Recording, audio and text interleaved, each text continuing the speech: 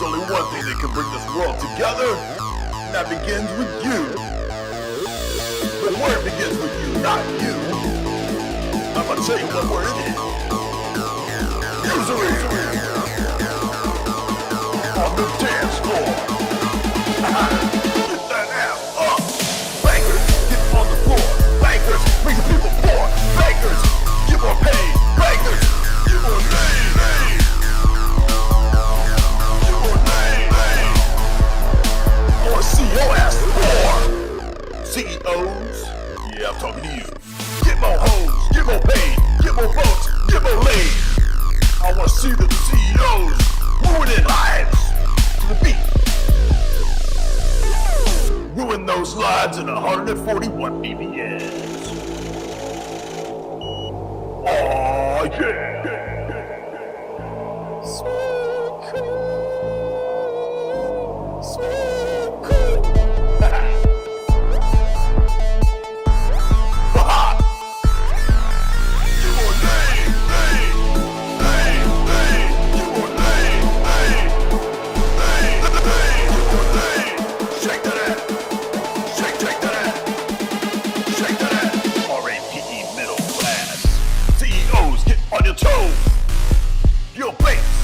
Where's the interest rates? I wanna see the bankers on the floor. I wanna see your ass poor. Make it clap. Make it fiat clap. Shake that ass. Usury. On the dance floor.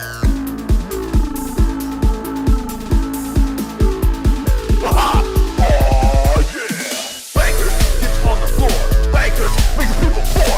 Bankers, get more paid. Bankers, get more name. Only one thing can bring this world together. Destruction of the middle class. And more fiat cash in my bank account.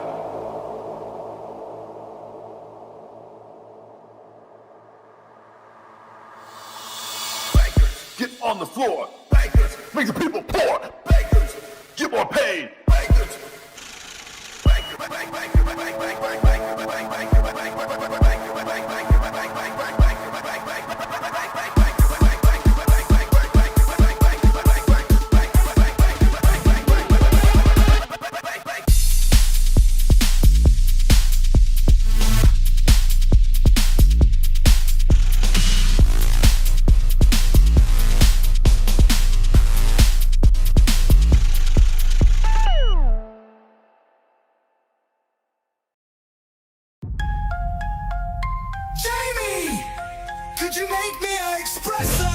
Okay, we're gonna open it up. Let's keep it on topic. 1 + 1 + 1 = 3. Icons are idolatry. J, but J, can I talk? But it was an ex-cathedra. If God is real, why does he allow evil? Why do you pray to dead people? Traditions of men, it's a no-brainer. You're such a tyrannical reigner.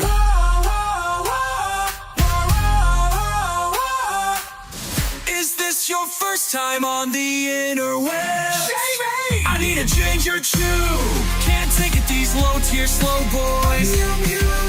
Is this your first time on the interwebs? Jamie! I need to change your tune. Was that an uncreated foot fart? Unmute, dude. Stop repeating my name, dude. You goobers call in, or I'll boot you. Where did we get the Bible from? Have you read the canons of Franzia? What are you, Catholic? Are you Protestant? I'm not trying to be mean, but do you have an actual argument? There is only one church. You are in a cult. You're a goblin, a demon, a boomer tard. Quick question. Do we have any Diddy-back venerators in the chat? Oh! Is this your first time on the interwebs? Jamie! I need a ginger too. Can't take it, these low-tier slow boys. Is this your first time on the interwebs? Jamie! I need a ginger too. If you're a wine on front of the line, unmute, dude.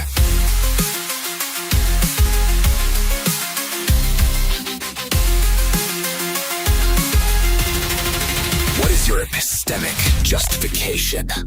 That argument is circular and you are refuted. Is this your first time on Wix. One platform, any website. Unlimited creation. open debate? Here we go again. Where do we get the Bible from? Did you even read the canons? There is only one church, you are in a cult. You're a goblin, a demon, a boomer tard. You're so mean, I'm your dude. Is this your first time on the interwebs? Jamie, I need a ginger Jew. Can't take it, these low-tier slow boys. I'm your dude. 1 + 1 + 1 = 3. Icons are idolatry. Why do you pray to dead people? That's the traditions of men, you heretic. Wow, wow, wow, wow. I'm your dude. Is this your first time on the interwebs? Shady, I need a ginger Jew. Can't take it, these low-tier slow boys. I'm your dude. What's your epistemic justification? That argument is circular and you are refuted.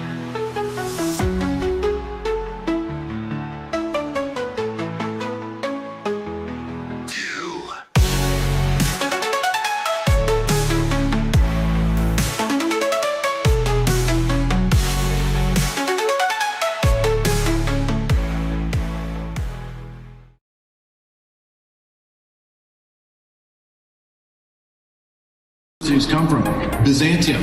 What is the theology of Byzantium? Orthodoxy. Empirical data from MIT or something like this. It's derived from the revealed aspect of what we see in Christology. And so there's no real way to diagnose man's problem and to understand man and man's anthropology, as I said, without the right theology.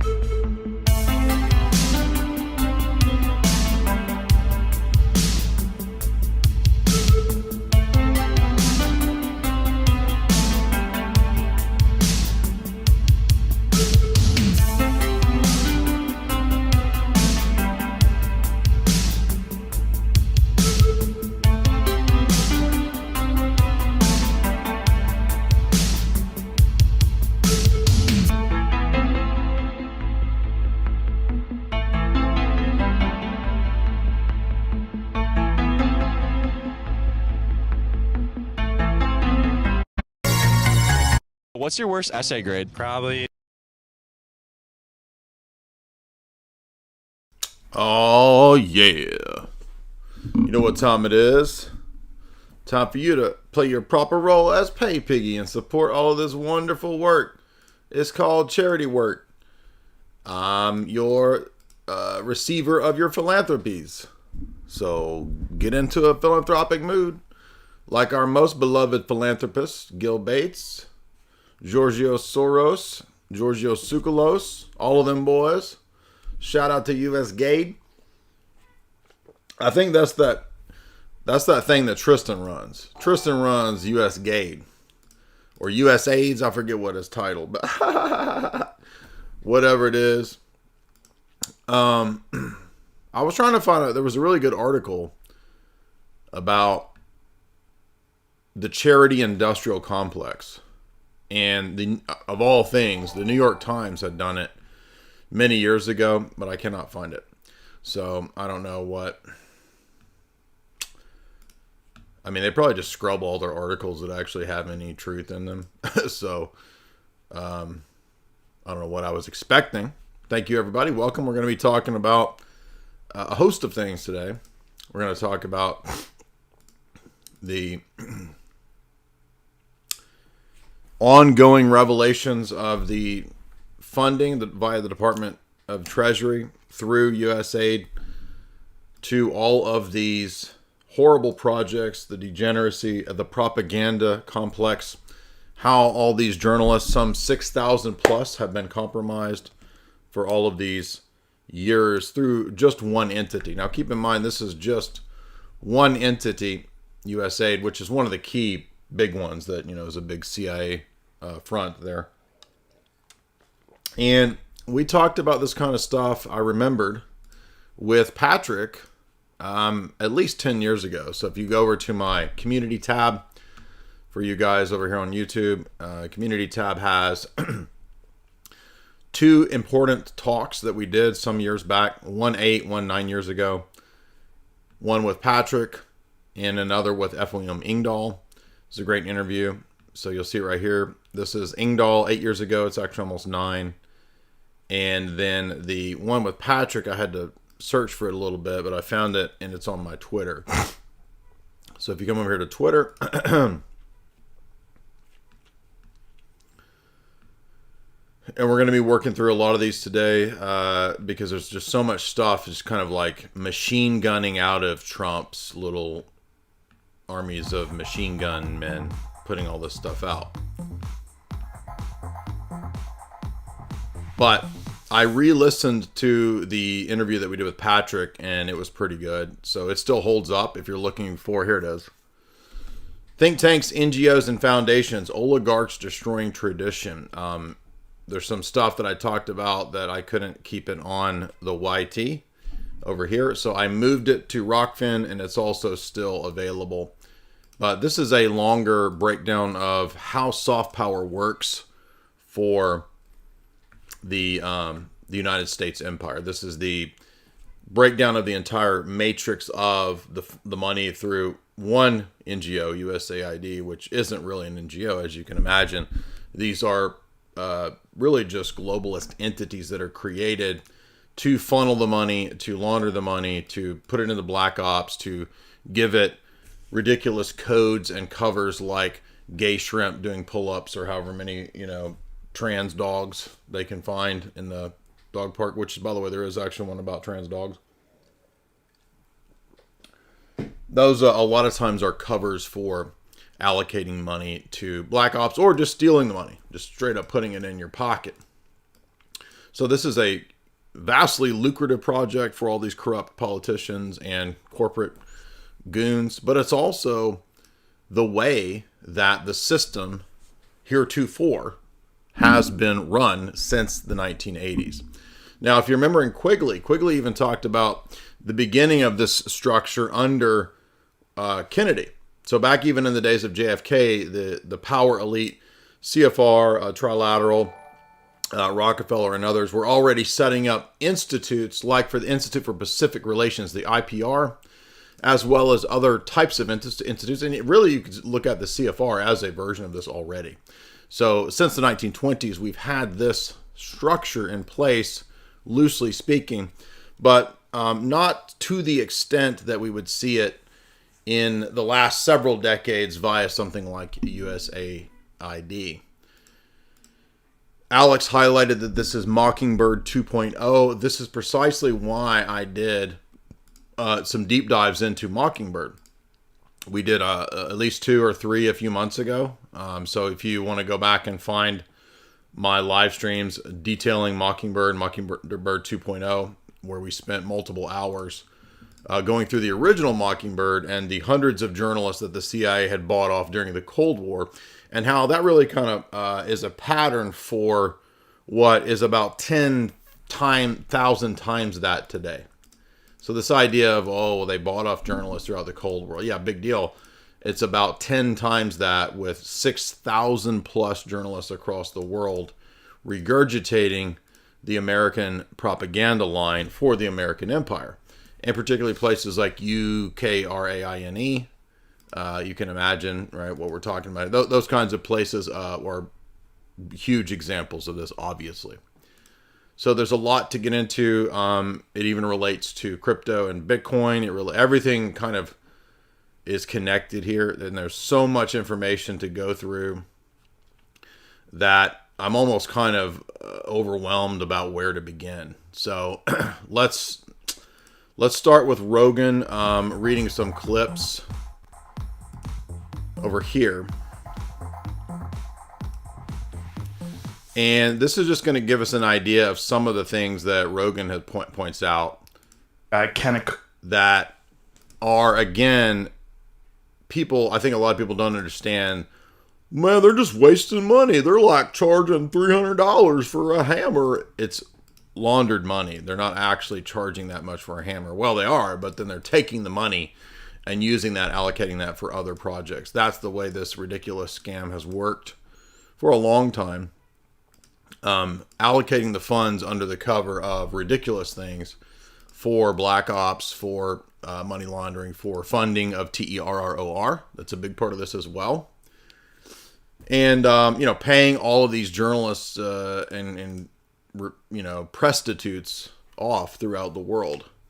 So let's look at some of these ridiculous, and you'll notice they're oftentimes under the cover of woke DEI, humanitarian quote unquote agendas, which have nothing to do with humanitarian agendas and everything to do with the scammery of the American imperium. Yoda the Great on Twitter listed, and this is off the Jesse Water show. USAID, $20 million for Iraqi Sesame Street, $2 million for Moroccan pottery classes, $11 million to tell Vietnam to stop burning trash, $27 million to give gift bags to illegals, $27 million. $330 million to help Afghanis grow crops. Crops. I wonder what those crops are. What's their biggest crop, Brett? And of course, opium production has skyrocketed since the U.S.'s presence in Afghanistan. I don't know exactly what it means that we pulled out of there. A lot of times when they do these sort of public displays of the U.S. is pulling out, they actually just leave behind a bunch of people that are undercover or contractors or whatever to continue the model of bulldozing, destroying places, and then rebuilding them for real estate or whatever. The kind of military-industrial complex model that's been going on for so long. But yeah, gonna be the poppy seeds for bagels. I'm thinking. $200 million on an unused Afghani dam, $250 million on an unused Afghani road. This is wild. I mean, some of this stuff is really, really crazy. And again, you better believe that it's not really about those things. In fact, it's all allocated, particularly for black ops. Another thing going around Twitter is behind all this USAID is in 1965, there was a population program instituted by LBJ that funneled a lot of money into pushing women's rights and reproductive rights with the admitted intention through USAID to sterilize a large portion of the population. And this is from the Berkshire Eagle paper, September 11th, 1994. In 1977, Reimert Ravenholt was director of USAID's POP program, and he was saying that it was his agency's goal to, quote, sterilize 1/4 of the world's women. So as you can imagine, absolutely, this is 100% under the aegis of the Rockefeller Depop superstructure. And that all really ramped up under the era of Kissinger and in the Nixon administration, and then the Carter administration. And as you know, we've covered Global 2000. That's when they really adopted State Department Memorandum 200 and Global 2000, which was the projected plans for how the U.S. especially would direct these Depop plans in the other countries on record. So, and we've covered that many times. Hopefully I don't have to keep repeating that. But if you doubt any of these things, remember also the Jaffe memo. The Jaffe-Barrelson memo. And it gives you the same idea.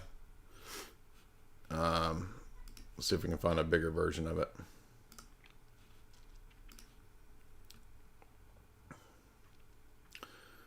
Let me make this bigger so you guys can see it. Memorandum to Bernard Barrelson, President of the Pop Council, found in activities relevant to the study of pop policy for the U.S.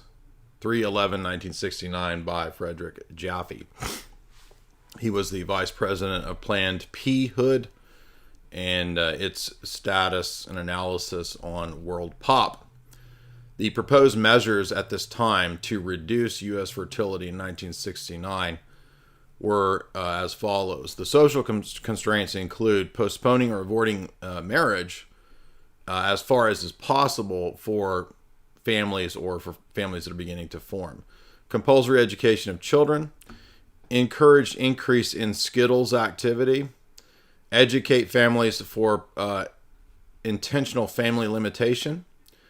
Fertility control agents introduced into the H2O. Now, this does not necessarily mean they got all of these. These are the projected plans that they wanted. And this is also in line with what you read in like Ecoscience by Paul Ehrlich. Same stuff. Encourage women to leave the household and engage in full-time work. Look at that. What are the economic deterrents that they wanted to put in place? Changing the tax policies, making taxes crazy, tax married people more than single people, have a child tax. Okay, this is a real Rockefeller Foundation memo.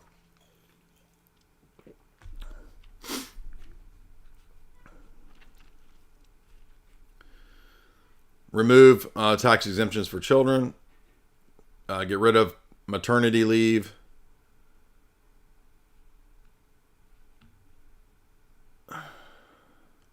Eliminate welfare for children.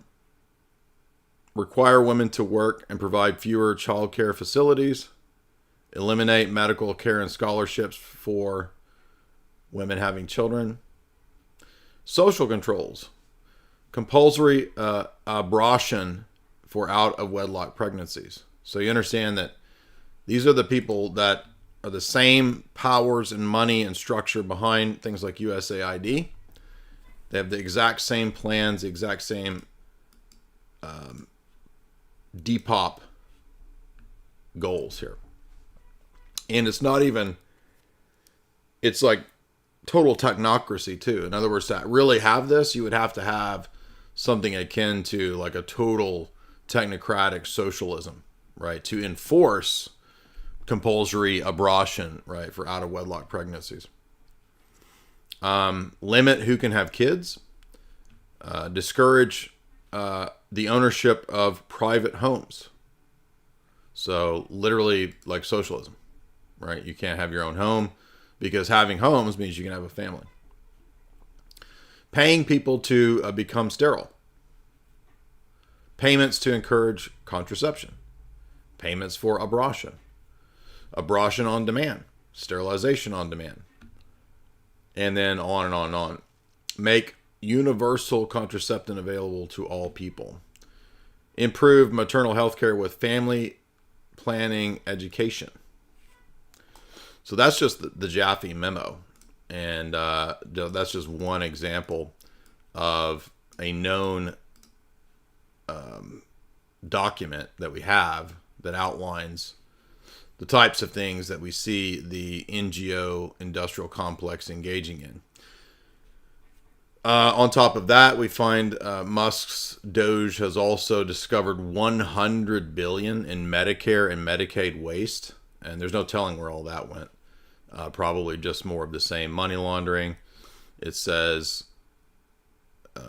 this could shock American healthcare to the core. President Trump's newly minted DOGE has uncovered what he describes as a staggering $100 billion of taxpayer money wasted. On Wednesday, the Musk team, along with senior veterans of the agency, began meticulously going through the payment systems, and they found, as you can imagine, 1 billion. I don't even know, like, how do you, like, Medicare system fraud, 1 billion. Like, where's 100 billion? Where's this 100 billion go? Who has this? And by the way, can we get a refund on our taxes? Because I didn't want to pay Hillary Clinton $84 million. So Hillary and what's the daughter's name? Chelsea got $84 million of my tax money for just being Hillary. No, I'm not into that. I'm not down for that. Can I please have my tax money back? I wasn't wanting to donate to Hillary existing as Hillary. And as I said, this got a very popular reaction. So all of our tax money was basically stolen and funneled through USAID, among other organizations. Now, keep in mind, this is just one. It's a very important key one that they used, but there are many more. And it was used to then propagandize and mind control all the people that they stole the taxes from to begin with, as well as the rest of the world. So think about that for a second. Here's a good one. Let's check this one out. Transgender animal testing. Yes. So you think we're going to find out that it was much more money than that for Yes. transgender animal testing? Yes. You heard that right. Yes, you heard it right. Let's start it over. So you think we're going to find out that it was much more money than that for Yes. transgender animal testing? Yes. Can you describe what exactly the American people's taxpayer dollars were spent on regarding transgender animal testing? Yeah. In a lot of these cases, they're involve mice, rats, monkeys who are being surgically mutilated and subjected to hormone therapies to mimic female to male or male to female gender transitions, gender affirming hormone therapies, and then looking at the biological, psychological, and physiological effects of the gender transitions, looking at the effects of taking vaccines after you've transitioned these animals from male to female or female to male, looking at the size of their genitals changing after you've put them on. Now, I mean, I spend a lot of time looking at animal genitalia, and I've been doing it for free. And here it is that people are getting paid to do this, and I didn't even know you could get paid for this. And they're getting, like, there's only $200 million allocated to this? What a travesty. I mean, I think every pet deserves gender-affirming care. You guys, a lot of y'all may not know this, but you remember Spuds McKenzie from the 1980s? Well, he's Sandy McKenzie now. So it's time to get with the program, get with the times, stop being such a bigot.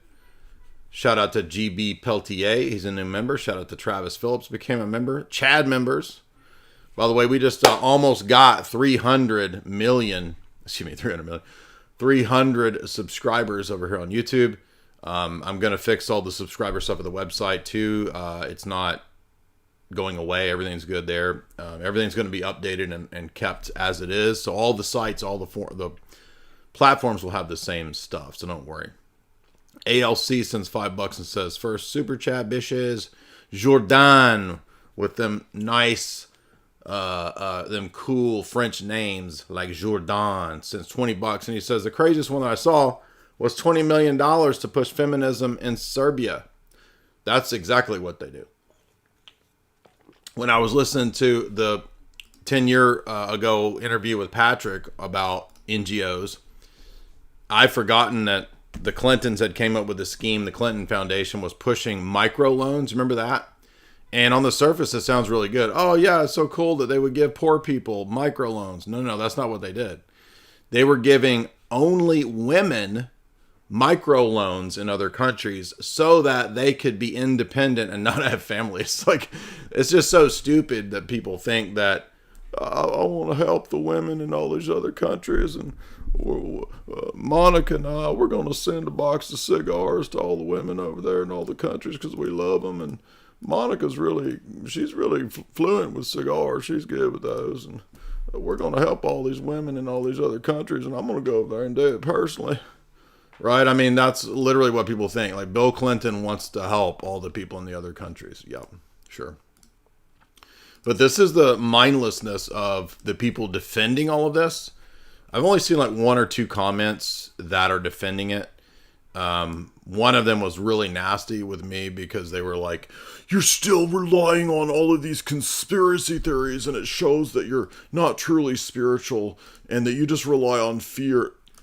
That's your best response to the fact that all of this totally vindicates everything that I've talked about for over 10 years, almost 15 years.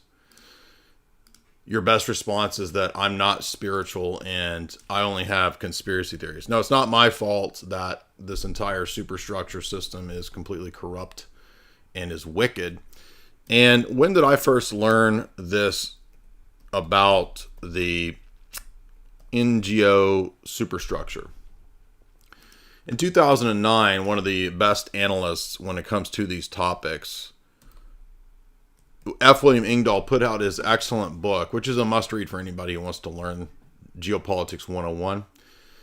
His great book, Full Spectrum Dominance, Totalitarian Democracy in the NWO. It's an absolutely necessary read, first of all, because much of what he wrote about in terms of what NATO was up to in the 2000s it was completely prophetic. Much of what he said has now come to pass in terms of what NATO's designs were in a lot of the Soviet bloc countries, especially UKRAINE. Way ahead of its time.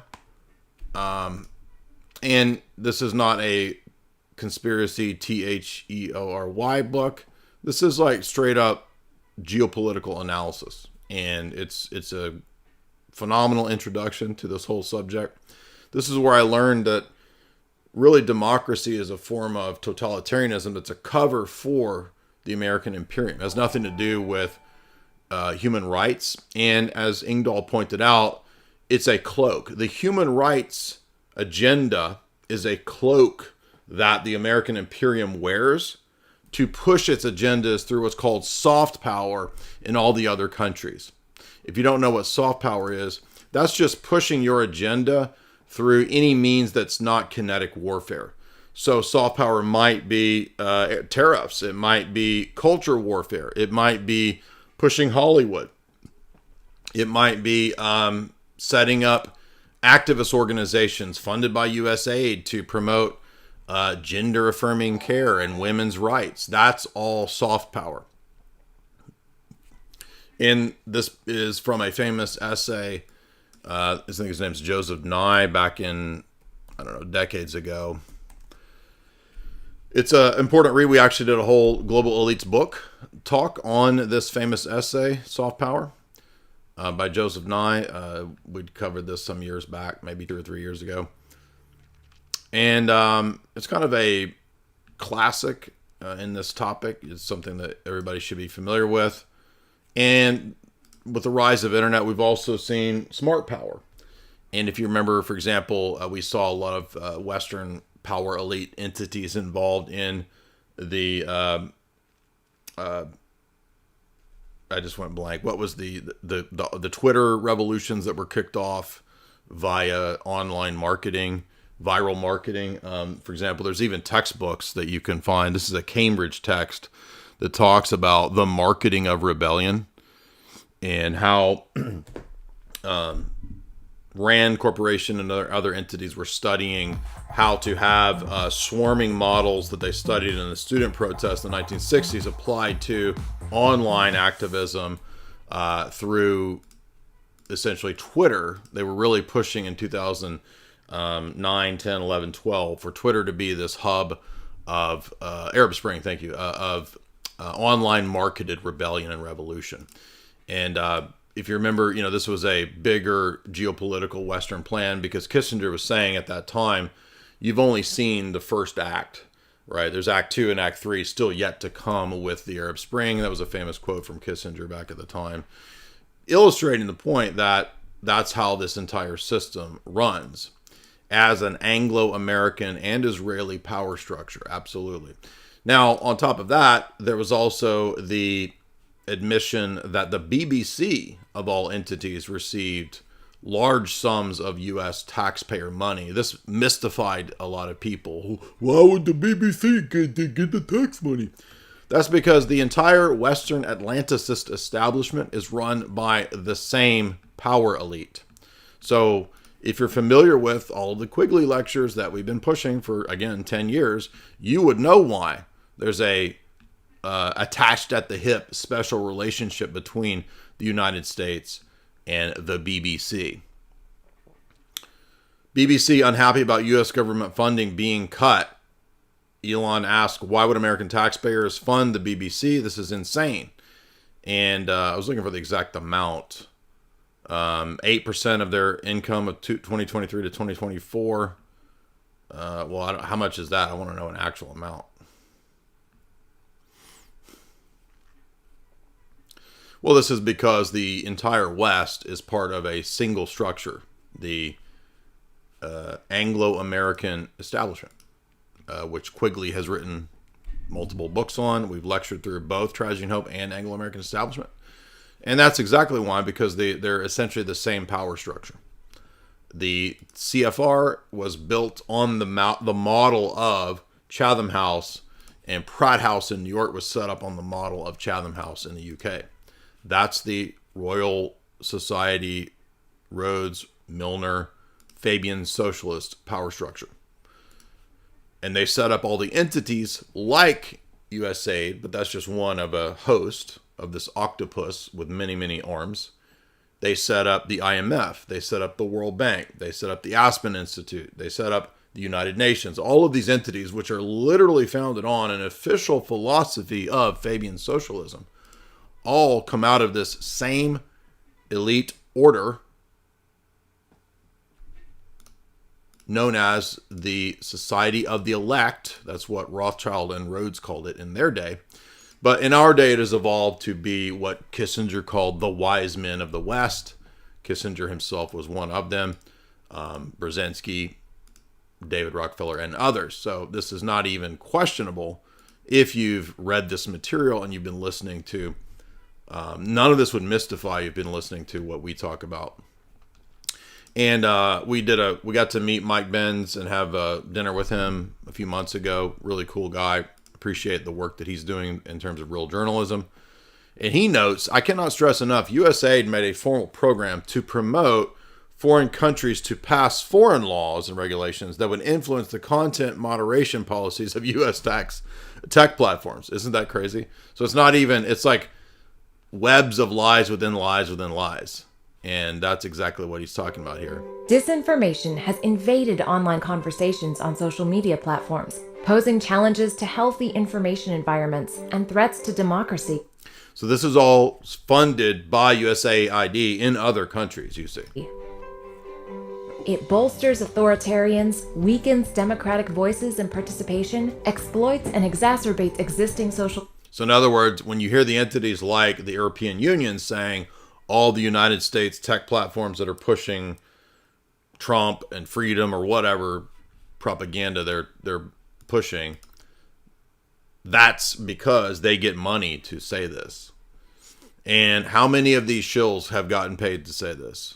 So all of what you've been hearing from all of these mainstream people, whether it's Rachel Maddow, whether it's Colbert, whether it's the foreign talking heads, probably people like Piers Morgan too, in my opinion. Allegedly, they're probably all getting U.S. money from these entities to push a certain agenda that the super establishment wants. Now, this was called conspiracy theory for the last several decades, which itself, as you guys know, is a weaponized term. that the CIA concocted out of any the JFK assassination for anyone questioning the JFK assassination. They created a weaponized term that anyone who questioned the official, Warren Commission or whatever was a, quote, conspiracy theorist. And the term was intended to immediately dismiss any narratives that would challenge the existing structure. But hello, what have we talked about for over 10 years? NGOs, think tanks, and foundations running this superstructure system that we're under. And what has happened? Total vindication. Even to the point of religious institutions, which I talked about even a few years ago. Here's my tweet from October 2021. Most of Christianity is just an NGO. And of course, it came out that countless Christian organizations received countless amounts of USAID money. I think that's a couple days back. Let me see if I can find that. Well, here's one of them. Trump's freeze on foreign aid hit Jesuit refugee services, one of the key players bringing in mass immigration to Ireland and the EU. Yes, you heard me right. Jesuit refugee services. Completely anti-Christian, totally sold out, nothing to do with traditional Christianity whatsoever. They made an alliance with the CIA a long time ago through John Courtney Murray, famously at Vatican II. I've lectured multiple times through that, multiple hours. If you haven't watched the Wim Hof talks, go look at that. But Braden, Orthodox friend of ours, he also uncovered even Orthodox entities like Orthodox Charities apparently got USAID money.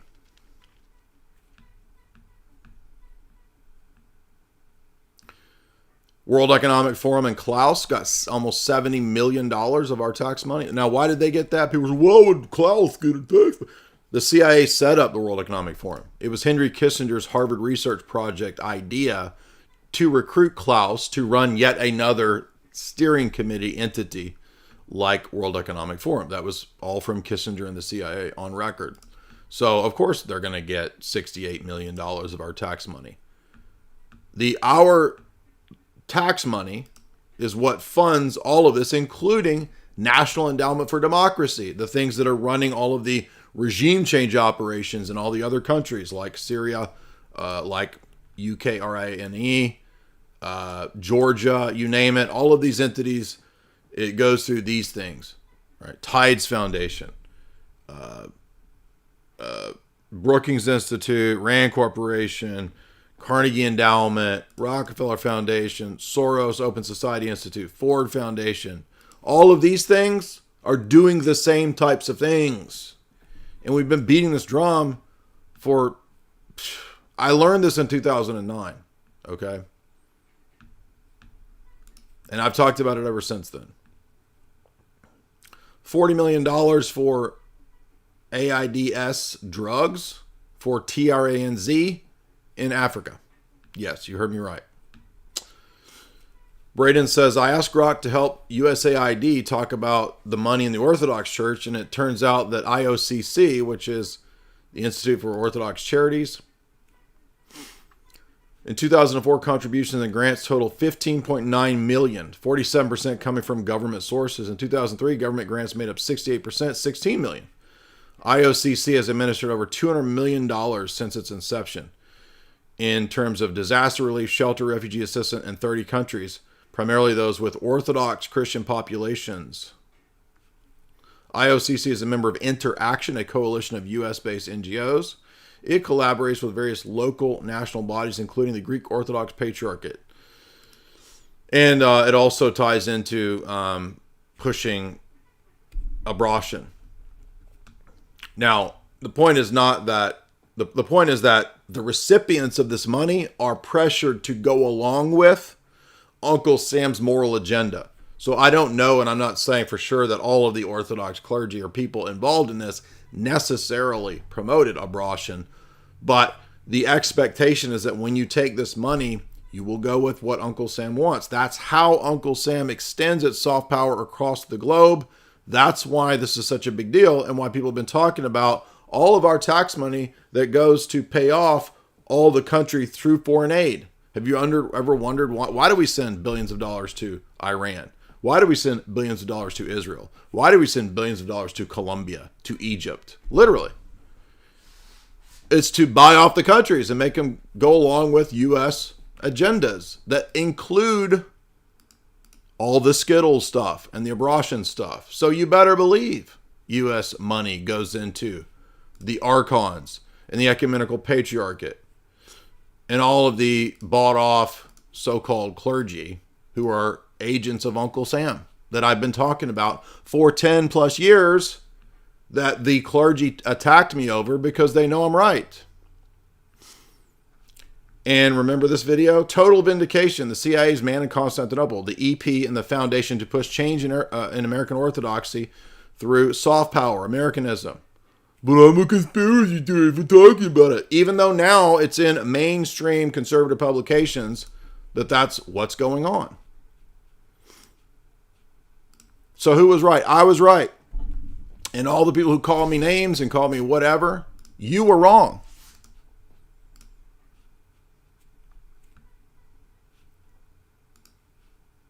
So it's not just Protestants and liberal Lutherans and the Roman Catholics. It's the Orthodox as well.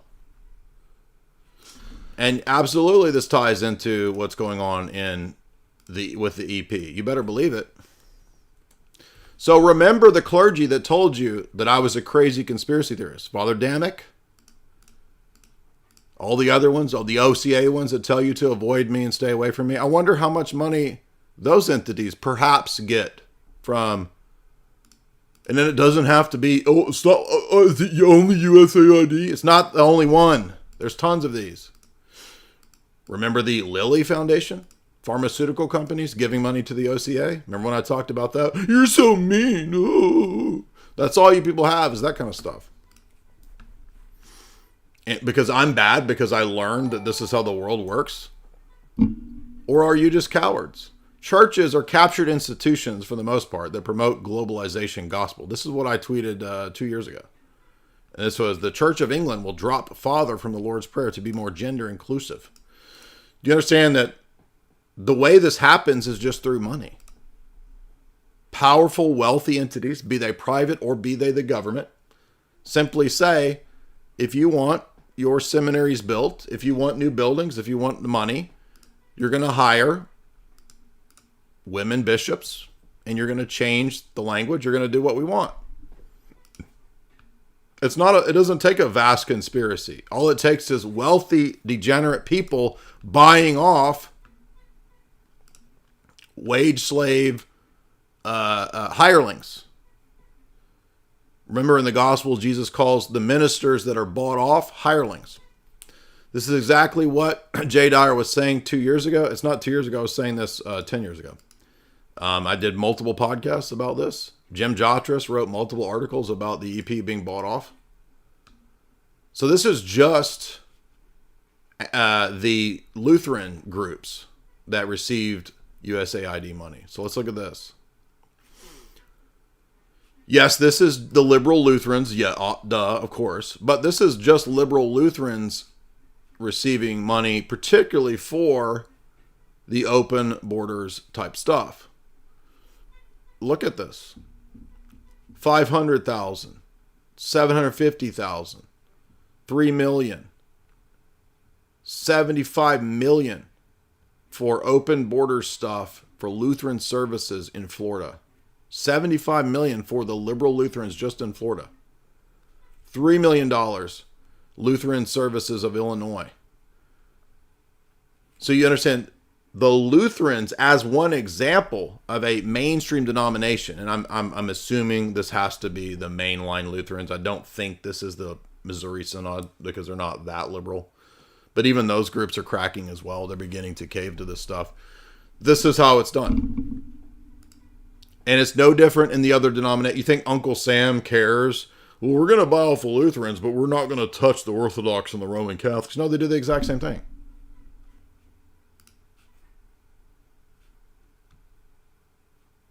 Look at this, 140 million? This is our tax money. I want the tax money back. I didn't vote for or allocate or agree to my tax money, which is vast and massive, being given to Skittles Lutheran bishops and women bishops.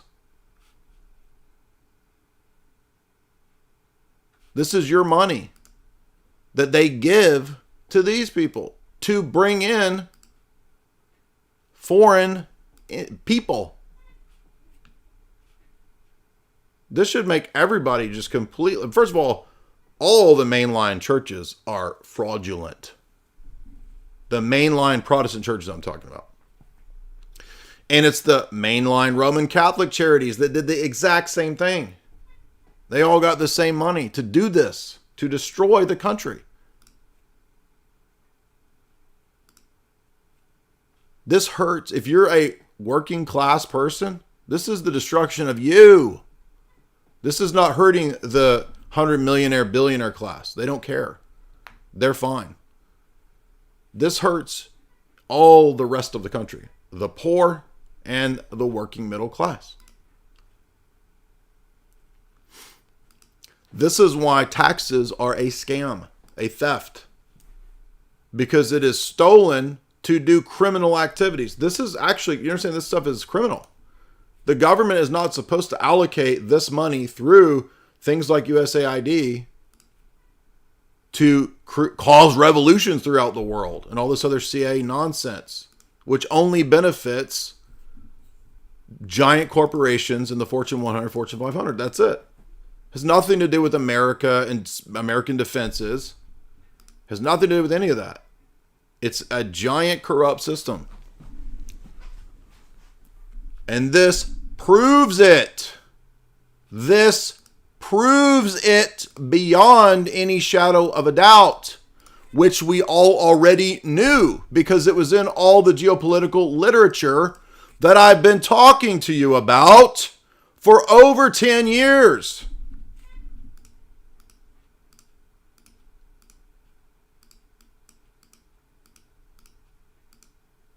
So where's the apology, all you haters? Because I was right and you were wrong and you lied. And the same goes for the normie Roman Catholics, because they're the chief instigators of this through their charities, Catholic charities, Jesuit charities, etc.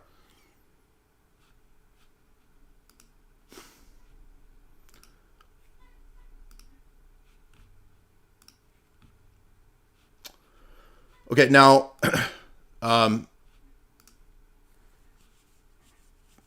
Matthew Cratter, who runs the Bitcoin University channel, which has a lot of really good information for people that are new to Bitcoin, looking into Bitcoin, studying Bitcoin, etc. We're going to get into some of his video because he highlighted some really cool information too that I wasn't aware of. So we'll watch a little bit of this and I'll comment on his analysis. Victor Ziegler sends 20 pounds. Squeal, squeal. Yeah, baby, you bet I'm squealing today because I'm vindicated. Today is another massive day of vindication. And longtime listeners who've been watching this channel or listen to what we talk about, a lot of y'all remember me doing that interview with Patrick 10 years ago. And you know I've been talking about Ingdahl's books, where we did a whole interview with Ingdahl on this book right here. And on Full Spectrum Dominance almost 10 years ago. So you could have known all of this already if you had listened to my channel. Every day I'm struggling, $10. Jay, sorry for being digressive. I'm sure you've made videos about this. But do you have a critique of the field of psychology and psychiatry from a presuppositional level? Probably the closest thing to that is my multiple videos I did analyzing the Jordan Peterson personality lectures, which are pretty good, actually. I found those to be pretty insightful. So if you come over here, and I mean, there's areas where we critique what Peterson says, just some areas of disagreement, but overall they're pretty good. And I think I got through about half of the course, maybe, I think. Where are those at? Let me scroll back to that.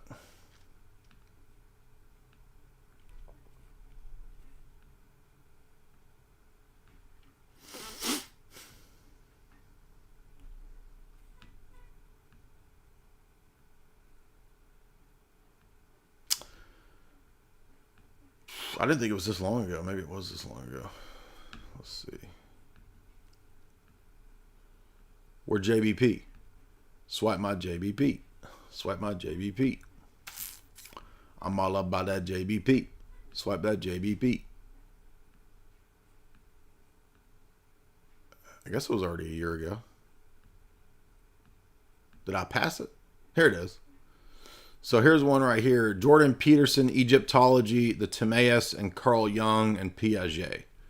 So that was a pretty good talk on this. I think there's another one somewhere in here. Here's another one right here. Jordan Peterson, Psychology of Personality, Myth and Archetypes. So there's two right there. That would probably be the closest thing to what you're asking about. Austin Graham, $10. Did they think that no one would notice or that everyone would just go along with it? Well, they've been doing the same thing for so long, I don't think they cared, right? It's just like people always say, why would the global elite put what their plans are into their books? Because then everybody would know about it. Yeah, they don't care if they put it in a book because people don't read the books from them. They own the media, that's why. So they were never worried that the people would figure it out because the people don't have the ability to go to anywhere before mainstreaming of the internet for the information to come out.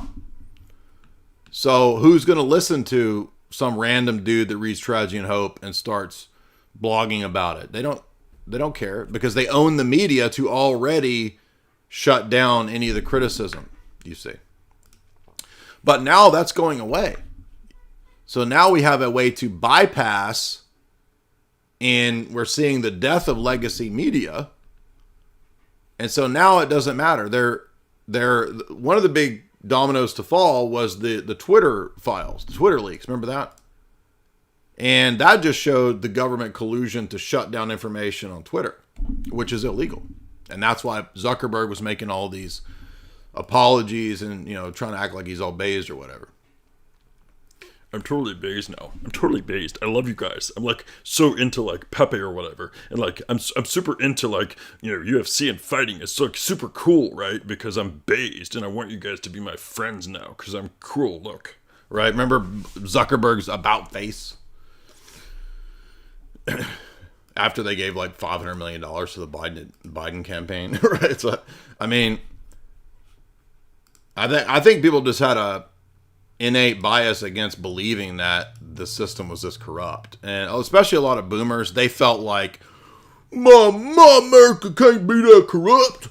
This is my America. I fought for it. I was in Desert Storm. Oh, this is my America. There ain't no way it can be that corrupt because I know about it, and also it's America and it can't happen. Right? That's how they think. Boomers and Gen X, that's their mindset. And it's like, dude, that's why you're a middle-class normie and you're not in the power structures because you're not that corrupt, you see. So, no, the elite do not function and think like you, middle-class working man, soldier man. They don't. That's why you're a soldier middle-class man and you're not amongst the satanic degenerate elite. I'm not saying they're good. I'm saying that that's the facts. It's like the fry cook who comes on here to tell me about crypto and how Bitcoin is a scam and it means nothing. Dude, I'm not going to listen to you when you don't know anything about money. Why would I listen to you? Are you over there in the fry cubby calling up Jerome Powell, giving him advice in between cooking Big Macs about how to set the interest rates? Then why would I listen to you about anything? JV free $2. Jamie, give me a double espresso. Also, PayPig is a great song. He knows what's up. That's a man who has taste. Storm Blessed gifts 20 Jason Analysis memberships. Wow, that's very, very generous of you guys. Appreciate that. And I moved several more talks over to the members tab if you're looking for new stuff. Accounts payable, $5. There are a lot of Uncle Sam agents in Nicaragua. The majority of them are clergy. Exactly. How long have we been saying that, man? It's a conspiracy theory. It's a conspiracy theory. So how is it a conspiracy theory if mainline history books talk about missionaries being spies? How is that a conspiracy theory? By the way, they're not all spies. Obviously, I'm not saying something as ridiculous as that. And most of these activists are idiots. They're street agitprop, mind-controlled activists, like that girl that doxed the DOGE guy, right? She's just a brainwashed college activist person. These people actually think they're defending like democracy. I mean, I don't even know what that is. So democracy is a giant empire that calls itself democracy that runs on basically massive global psyop deception. How is that democracy? Bays Kothar, $5. You cooking, boy. Thank you. I'm cooking up something good tonight for y'all. The Cheap Chimp gifts 5 memberships. Well, we've already hit over 300 memberships. Shout out to you. We got over 300 now on YouTube. That's crazy. War Thunderers gifts 5 memberships. Thank you so much. Bobby C sends $5. It is difficult for people to care when they are taxed into poverty, living paycheck to paycheck. Well, I understand that. But that's why we're talking about this. That's why this matters. You know, because part of the reason you live paycheck to paycheck is because of this. That's what I'm trying to say. This kind of stuff. Not my stuff. This USAID stuff. That's why. I was reading through these Trump executive orders, man. Some of these are funny. I mean, they're mostly good. A couple of them are kind of stupid, but I mean, most of these are pretty good. And if you want my full take on the Trump executive orders, because I just wrote several paragraphs on this for Sam Hyde, and if you want my take on Ross Ulbricht, I had some pretty extensive thoughts on free Ross Ulbricht, which is good. I'm not against Ross Ulbricht, but I went back and looked through and studied the Ross Ulbricht case. I didn't actually know that much about that case. And it's pretty crazy that the FBI agents that investigated him were themselves convicted of money laundering and corruption and trying to steal the Bitcoin. I mean, that's crazy. So yeah, of course, he should have gotten off the hook just for that alone. If the agents that are tasked with your case and getting you got convicted of money laundering and stealing Bitcoin, then the whole thing should be tossed out. But I also think that Ross, who was probably a young dude when he created, Silk Road, I think he had some like idealistic libertarian ideas, which as you get older, you realize that we don't live in the ideal world. We don't live in the world where we're going to convince everybody to operate on the NAP. So, look for the next Sam Hyde episode, which will probably, hopefully, I mean, I never know exactly what they're going to use for the episode from what I write. It just kind of, it's hit or miss. Dear Vivek used quite a bit of stuff that I wrote. Dear Elon used an okay amount towards the middle. And then the next episode will be coming out probably in the next week or two. So you'll see some of my thoughts on executive orders of Trump, probably some of this USAID stuff, and the Barron Trump stuff. Like, I was trying to think of jokes about Barron. That was a challenge. It was hard to come up with jokes about Barron. I tried my best though. So I don't know, man. The way trying to come up with funny ideas works is like it's like it just hits you. It's kind of like ideas for songs or you just gotta kind of wait until it hits you. If you try to force it, it's gonna come out not very funny. So maybe I'll have a dream and something crazy about Barron will hit me. I did include the Ingersoll Rand or Ingersoll Lockwood stuff. So if you don't know, there was this weird series of books that were written. What do you mean it's such a bad take? What bad take about what? I mean, you think we're gonna have the world accepting the non-aggression principle? What are you, 15? I'm talking to you, John Cena. I don't know. Explain to me what's a bad take. Where was my bad take? Anyway, most of these executive orders are pretty good. Anyway, I have a section in the new episode about the executive orders too. We'll see if they may not use my stuff, so you never know. I just basically write out all my ideas, and then they pick which things they like and don't like. O'Brien's kayak, $5. Thank you so much. Appreciate that. Orthodox Soul, $10. Can you touch on the state funding of Christianity Today? I didn't even know that, but again, once again, another entity. I'm totally not surprised about that, though. Christianity Today was always just like a super Americanist, normie, evangelical magazine. I remember reading it when I was like first reading the Bible. You know, I was totally naive about this.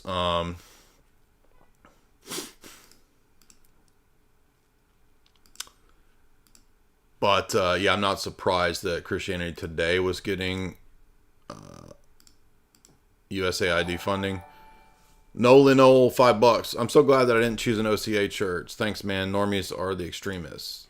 Yeah, I mean, we've had multiple people who, you know, I try not to be like that. Be like, don't go there, because there are good OCA priests. But people just keep ending up having problems. So, you know, a lot of people want to learn the hard way. Go for it. Learn the hard way. All right, so let's do wait, this is the wrong video. This one.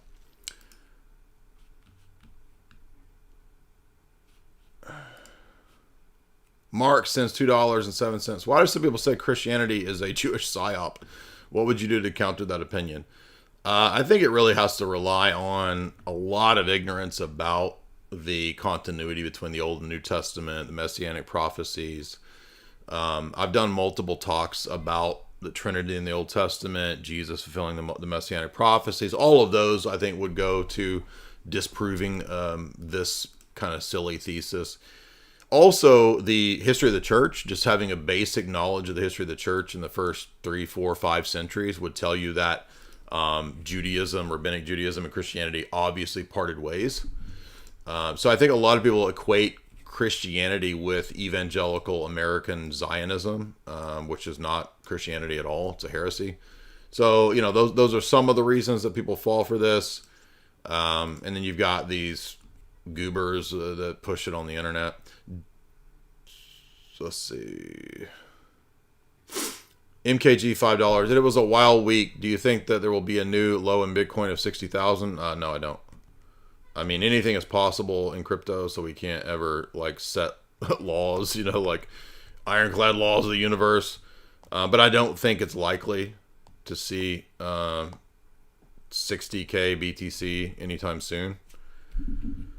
If it does go, if we did see some crash like that, I would definitely scoop up some, but I wouldn't expect that. I mean, everything is very bullish. And, you know, Michael Saylor just went and met with all the Trumps again. And Trump, again, reaffirmed this. The committee reaffirmed the other day that the first priority is a strategic Bitcoin reserve, as well as other digital assets. But they still are saying that the Bitcoin reserve is first. Really, the only thing that's not bullish is the macro sentiment through these things that spook the market, like the DeepSeek, which to me looks like that was just like a Chinese psyop to try to hurt the market. That didn't seem to be very substantial to me. I mean, it like hurt the market for a couple days, but I think pretty much everything's back. I mean, I don't really follow the stonks because I'm not into stonks, but crypto markets still loosely are connected to and follow the boomer stonks. So it looks like, let's see this week. I mean, it's already up from last week's scare over DeepSeek. And I mean, this month, the stonks are up quite a bit. So, Bitcoin is just still hovering around, you know, right shy of 100 again.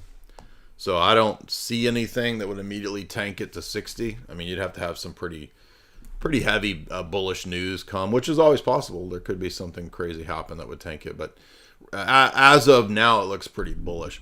Every day I'm struggling. No, we already read that one. Mr. Anderson, $5. Would you consider a refutation of West's seeming attempt to paint evangelicals in Ukraine as persecuted?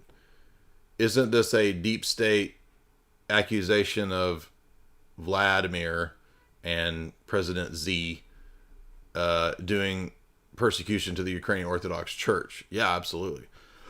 I mean, if you follow Father John Whiteford, I mean, he covers this like every day. So I would say like a real thorough refutation is like just follow the feed of Father John Whiteford on Telegram or on Twitter. But you're linking me to CBN. I can't pull that up because I don't have Streamlabs. I don't have the back door to Streamlabs opened up right now. I only see the mini feed, which doesn't allow me to have links, but you're linking CBN, which I'm assuming that's Pat Robertson's Christian Broadcast Network, which would absolutely be tied in. I guarantee you they get government money. Anonymous, that's my allegedly, that's my opinion. Anonymous, $10. I'm aware of you covering Joseph Nye's soft power white paper, but if you are aware, he wrote a 150-page book called it. I was referring to the paper, not the book. Highly recommended. He's also the chairman of the North American branch of the Trilateral Commission. Yes, exactly. Yeah, we actually should get, by the way, I'm going to do that right now because I keep forgetting to buy Saifedean Amas's Bitcoin book. So I'm going to have to get that one because everybody talks about that book. And I'm going to buy right now that soft power book by Joseph Nye. It's called, was it Bitcoin Standard? Isn't that what it's called? I mean, yeah, that's it. Pretty much everybody talks about that book. It's got almost 8,000 reviews on Amazon. So why can't I put this into my cart? There we go. Add it to the cart. And then we're going to get Joseph Nye's Soft Power. I've got a couple Global Elite books, by the way, that are new that I want to get to. I got Toynbee's book, America and World Revolution, excuse me. That'll be a fun one to do. Here's Soft Power. We're going to get that right here. Thank you for that recommendation.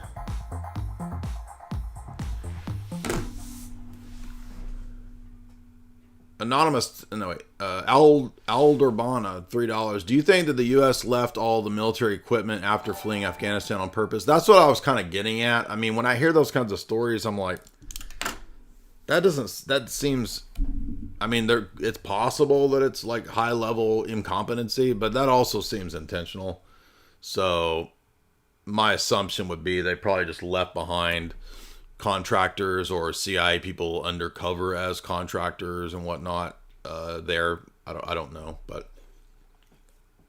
I can't really take serious the idea that, oh, we don't care about the poppies and the opiums anymore. We're just going to give that to the Taliban. Really? That's like hundreds of billions of dollars a year. Austin Graham, $10. Did they think, oh, we had read that, excuse me. Hush Tones, $20. Thank you for your work. I'm a catechumen and I'm a recovering white rapper. I don't know why you need to be recovering when you're talking to the illest white rapper probably on this continent at the moment. I mean, there could be a foreign rapper that has flown to this continent and set foot on it that I'm not aware of. But of what I'm aware of, you're literally super chatting the illest rapper on this continent. I mean, I still make beats. Well, that's good to you. That's good for you. You should make some beats and send them to me, and I'll rap over them and teach you a thing or two. The parish priest is the dean of Fifth Deanery in Rocor. Would you say this is a sign of a solid church? Well, I mean, I don't think there's anything about somebody just being a dean or something that necessarily means that it's going to be a solid church, because people can be in any kind of position and not be solid. So I have no idea. But I mean, that would probably be a piece of evidence in favor of his solidity. How do you broach joining a church with a secular family? I mean, that's what catechumenate and that's what inquirer stage and catechumenate is for, is to go through that process. So, I was never a secular person, so I don't really know what that experience is like. But to be honest with you, it's probably easier, because people that convert from other religions or denominations or whatever, they always have this like huge amounts of baggage. So actually, in your case, it will probably be an easier, smoother transition, believe it or not. Accounts payable, $5. There are a lot. Oh, we already read that. Uncle Sam agents in Nicaragua, Panama. By the way, it's just so crazy because I was just reading that previously unpublished book, not my book, on the color revolution regime change operations under Reagan and Clinton, right? So this is an older book from the 2000s, and it covered Nicaragua, Panama, Noriega, and that whole thing. That's pretty crazy with Noriega, what the CIA and Reagan, Bush Senior, I should say, were doing there. Shevardnadze, that was a color revolution. There was one in Operation White Stork. That was crazy. So literally, I'm reading about, and then Milosevic in Serbia. I read a whole bunch on the Serbia Milosevic stuff beyond what I already knew, because the Secret Affairs book by Mark Curtis that we covered several years ago, it has multiple chapters on the CIA relationship with the Kosovo Liberation Army, the KLA, which was completely fake and made up, a bunch of just criminals, basically organized crime, Muslim figures that they recruited to help, basically destroy Milosevic. And man, that stuff is just so crazy. It's so deep. Like, I plan on doing a members talk, because probably a lot of what's in that I can't get away with public. Ayo, $1. Can we shirt out? Can we shart? Yes, you can shart out all you want, but that's gross, and I'm not gonna listen to you. If you shart at me, I'm out, dude. Can we shout out Kotel, David Patriari, and his new Drama Alert series? Yeah, I did watch yesterday's Kotel show. So Kotel did a Drama Alert where he covered some of the same topics, USAID and all this stuff. So yeah, check out Kotel's show over on his channel.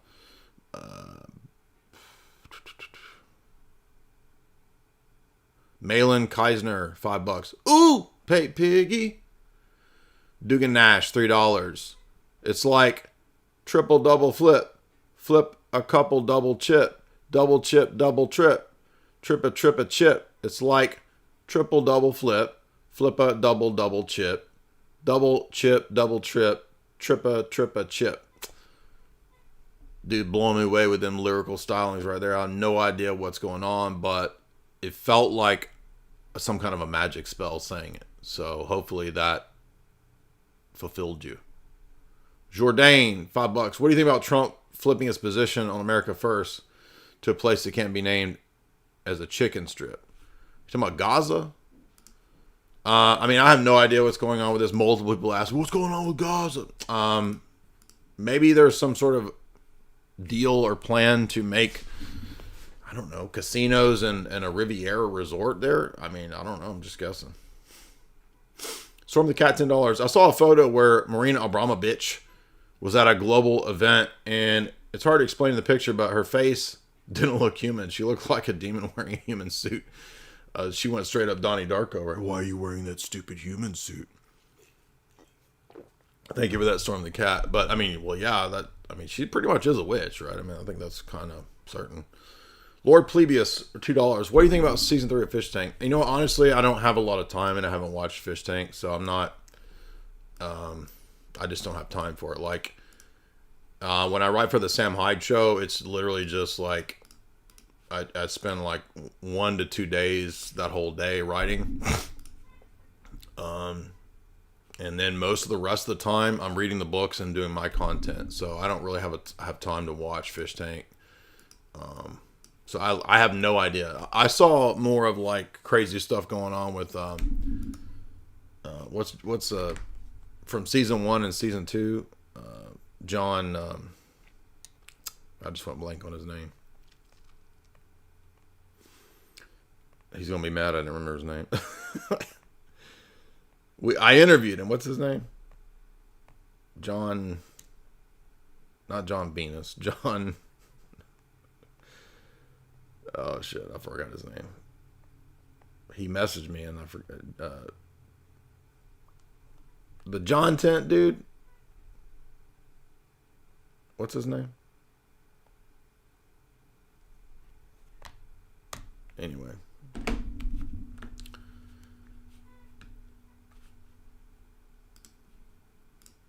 I saw more clips of him on season 2 than I've seen of anything else. Anyway, all right, let's listen to a little bit of this. And if you want to deeper dive into, the whole NGO structure, you can go listen to my interview with Ingdahl, which is on the community tab from 10 years ago. I don't have microplastics in my brain, dude. I don't know what you're talking about. He doesn't even put his last name up, so I don't remember what his last name is.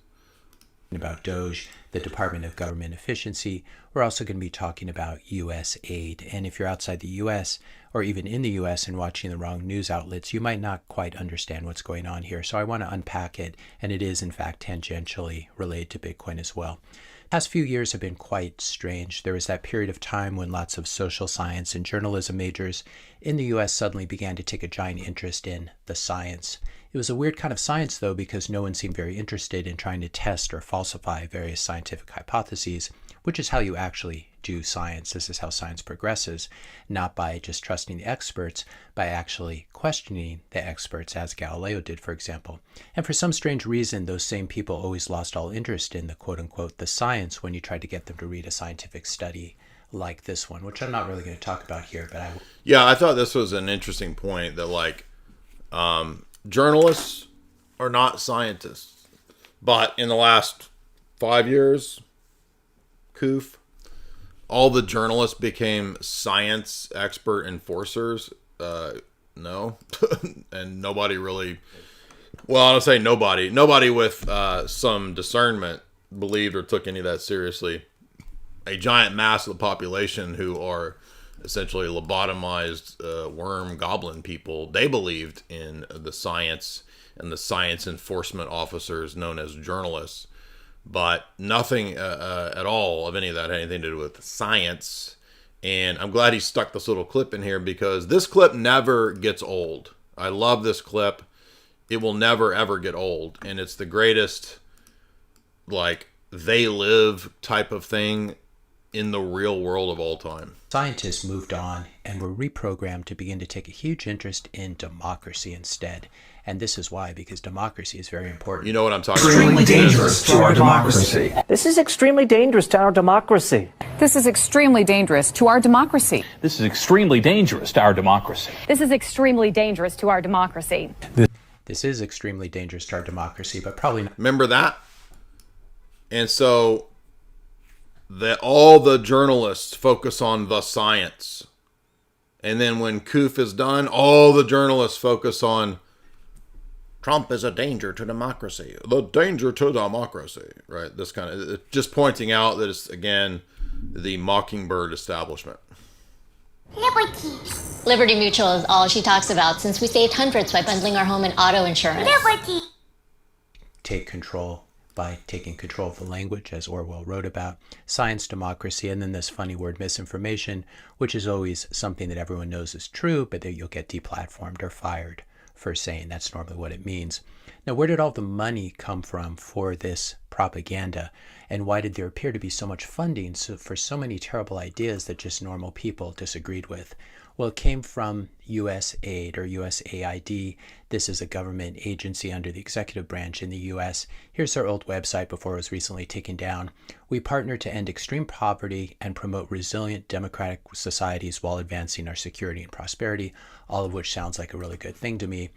If you get all of your news from the New York Times, MSNBC, CNN, Politico, or from similarly captured foreign legacy news outlets overseas, you may not be completely aware of what is currently taking place in the U.S. today with USAID. Here's the background. A president and a movement that won the electoral vote, the popular vote, in both houses of Congress in a landslide election after traveling around the country. Now, the funny thing is that whatever you think of Trump and Musk, these actions actually do reflect the will of the people because the majority, the people, they want this action taken. They want these things gotten rid of. They want to get rid of IRS, Federal Reserve. They want all this stuff ended unless they're just completely brainwashed normies, which is not, that was not the mandate that was given. It was for these types of actions. And so the idea that these people are a danger to democracy is on its face absurd. With Elon Musk during the run-up to the election, promising to actually drain the swamp this time, unlike what Trump did in his first term, with the help of Elon and DOGE, the Department of Government Efficiency, is actually doing just that, to my huge surprise, to be honest. They're uncovering and defunding corruption in Washington, D.C. for probably the first time since the late 1950s. And this is not to in any way excuse Trump's shitcoining or his plans for the Middle East, etc. There are problems on both sides, and the right is guilty as much as the left, or perhaps more, with the neocons fomenting foreign coups and endless wars. But what we're going to be talking about here is what DOGE is uncovering. And if your local news source is not honestly covering this news, there's probably a good reason for that. And it's because... Now, he says for the first time since the late 50s, I don't know if he's talking about McCarthy and communism, I'm not sure, but actually, I mean, Mockingbird was the real pattern of what we're talking about here. And Mockingbird was Cold War. It was, you know, 60s, 70s era. I'm trying to remember what I think I titled it something weird, because if you title it what you're actually talking about, nobody looks for it. I think I titled it "This Operation."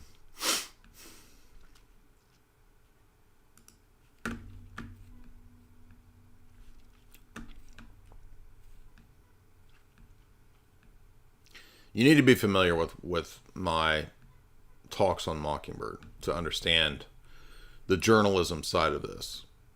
So I'm surprised he didn't mention that. Maybe he's not aware of the whole history of Mockingbird or whatever, but let's see. It should be around in here. It was prior to the Crooks event. Let's see.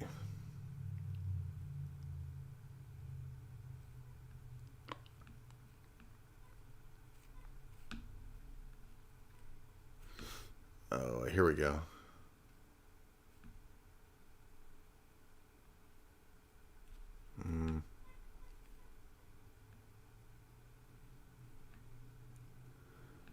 I have to remember what I think I remember the thumbnail that I use, and that's why I have to find it.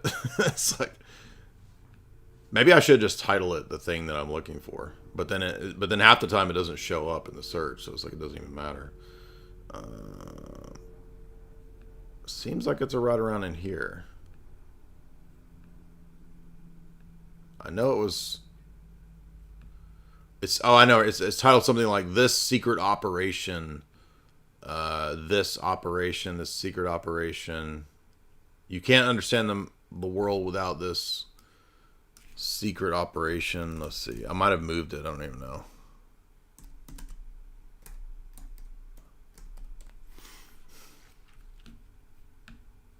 Of course, it's never going to come up. I don't know. This is so frustrating when you do these lengthy breakdowns, deep dives on these topics. Maybe it's under videos and not under live streams, and then it never even shows up. You can never find it. It's just.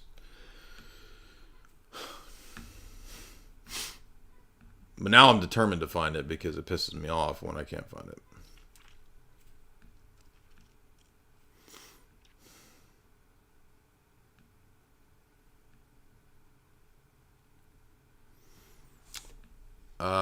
It's right around in here, I think.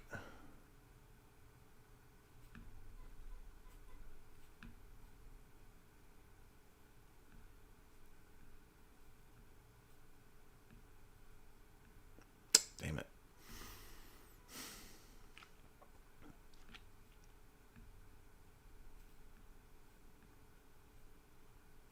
It's not that far back. I don't know. I have multiple talks. Members can find it. I don't know. Maybe I should look at that website. That's the way to do it. Yeah, there we go. Forget this stuff. Mockingbird.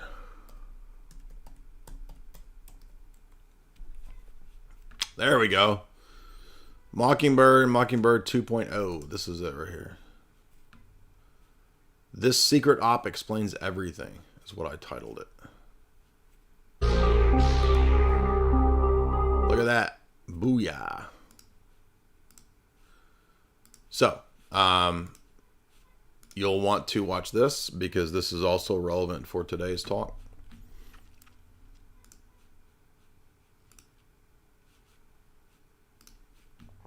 They've been on the dole as well.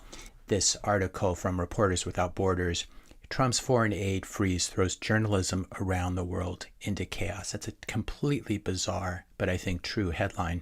I think Arnaud Bertrand puts it quite well here. This is when you realize just the unfathomable scale of the U.S. propaganda apparatus.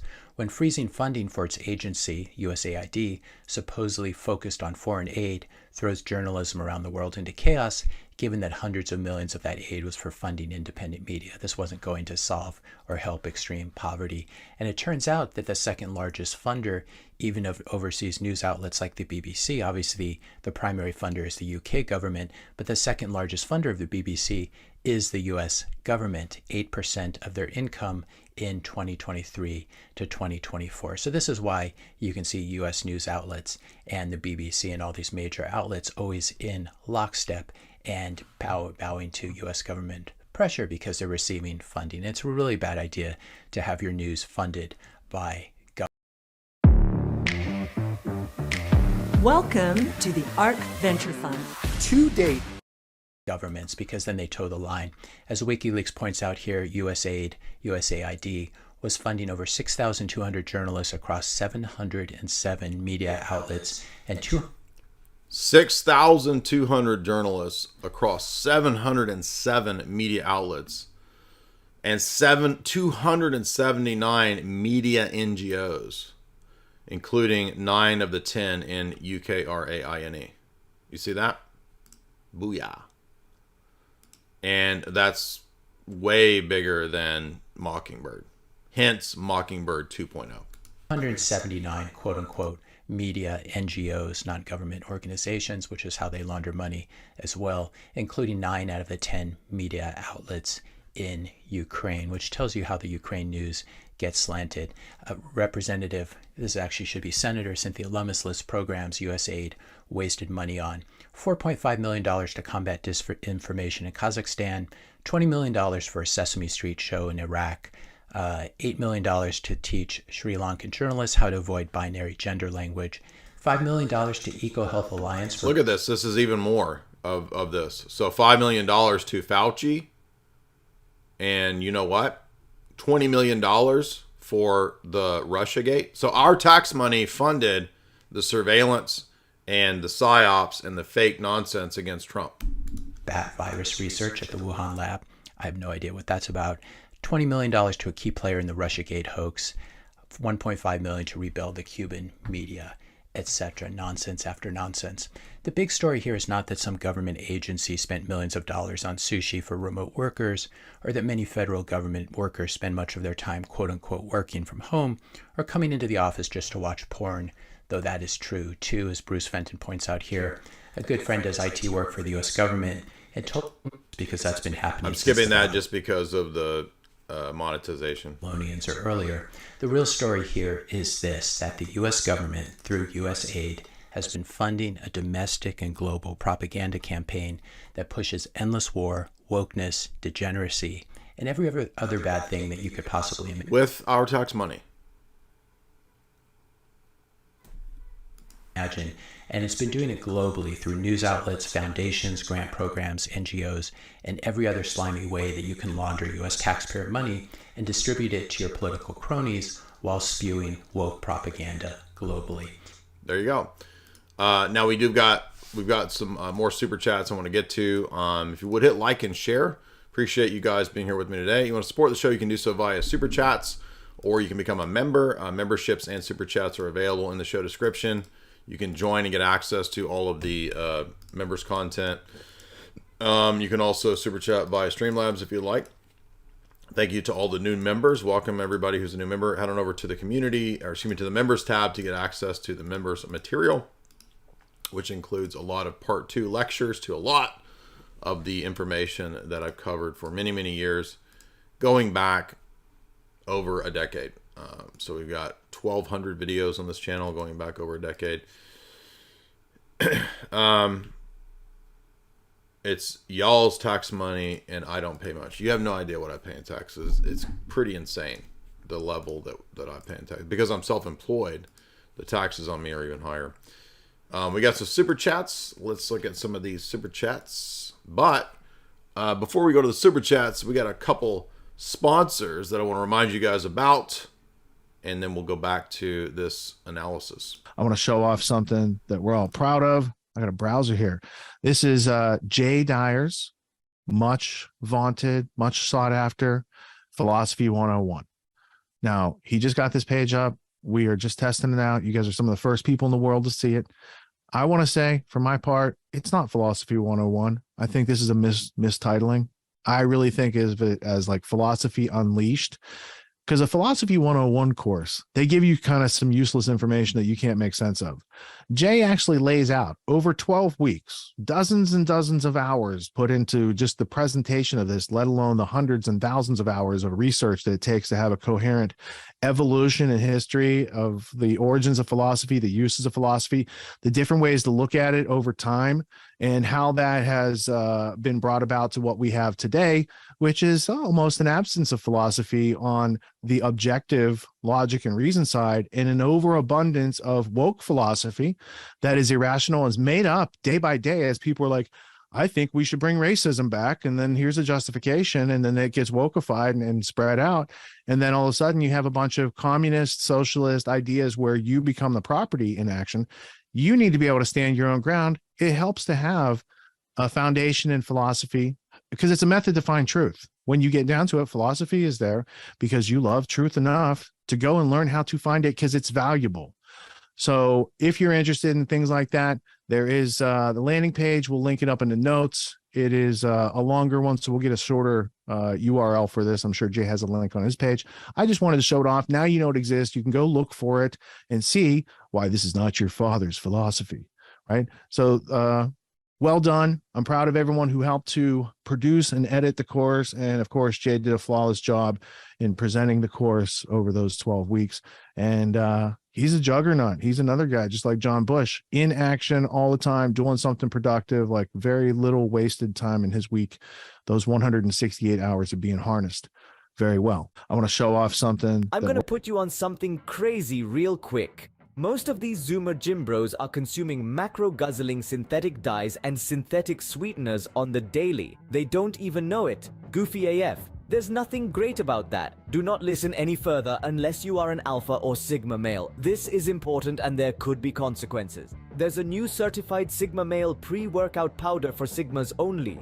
It is guaranteed to empower you to dominate your co-workers, fire your boss, aggressively gamble, or invade a small village. Chad Mode stands out from the crowd by excluding artificial flavors, preservatives, sweeteners, and dyes. We've even avoided so-called natural flavors, which are actually not natural at all, ensuring a clean and effective formula. Experience the pure goodness of Chad Mode, colored with organic blue spirulina extract, organic lemon, cherry, and organic maple crystals. Forget synthetic caffeine made in a sketchy Chinese lab. Embrace the natural power of organic green coffee bean extract, which will get your mind going and pump you up to the max. Chad Mode is made in America with all clean ingredients, the first clean pre-workout of its kind. Why are these people adding synthetic sweeteners to every single pre-workout when there are many studied downsides to consuming nasty fake sucralose? Each dose of Chad Mode contains the kick of a cup and a half of coffee, delivering a surge of energy alongside essential vitamins, minerals, amino acids, and herbal extracts. Chad Mode will allow you to fire your boss and dominate anyone who opposes you. Chad Mode will make you more dominant in your daily life, so proceed with caution. It's as simple as mixing 1 or 2 scoops of our fine powder into water or juice, providing you with a delicious, energizing beverage featuring a burst of sweet organic fruit flavor. Chad Mode will give you the extra edge you desperately crave. Don't miss out. Secure your supply of Chad Mode on TikTok Shop with a limited time massive discount. Elevate your workouts and supercharge your days. Chad Mode, not for your average gym bro zoomer who consumes synthetic blue dyes on the daily. Buy on the TikTok Shop now with a massive discount provided by TikTok for a very limited time. Buy now while this is still available. Oh, yeah. Now, I want to remind you that our sponsor is Chalk.com, the best in supplementation. I love that Tonkat Ali. Can't get enough of it. I take it almost every day. I do take breaks because it's pretty intense stuff, but this is the best when it comes to upping your testosterone in a natural, healthy way. And Chalk Tonkat Ali is actually proven to do that. So you can get the performance stack right there with 44% off by using the promo code JAY44LIFE. That's J44LIFE, JAY44LIFE. And you can cancel at any time. You don't have to buy that whole stack, though. If you want to check out like individual products, you can do that over here by picking out the testosterone right there. And these are all the products that will help with that. You can get a stack. You can also just go for the straight up for the Tonkat Ali right there, the Tonkat 100. And if you just want to check it out, use the promo code JAY40 if you don't already have Chalk coming on the regular. But I think if you use that promo code JAY44LIFE, you will actually want it coming on the regular. But they've got all kinds of stuff over here. There's mood and focus. There's minerals. There's inflammation response. There's pre-workouts like the Chad Mode. Hormone health for the ladies if you've got, instability in that way. If you feeling some kind of way, ladies, if you feeling some kind of way, get over there and use the promo code J40. You get 40% off all those great Chalk products. That's CHOQ.com, Chalk.com. Demas Thieves, $2. What is the end game of all the woke stuff? In my view, it's Depop. It's to essentially make sure that there's not pair bonding and thus families. And all of the DEI, woke, all of that is intended to disrupt and degrade and destroy the existing society for their Great Reset type model. It all contributes to that. Frankish Melkite, $5. What's the Orthodox view of Dionysius the Areopagite and the theandric will? I believe the word implies 2 natural wills.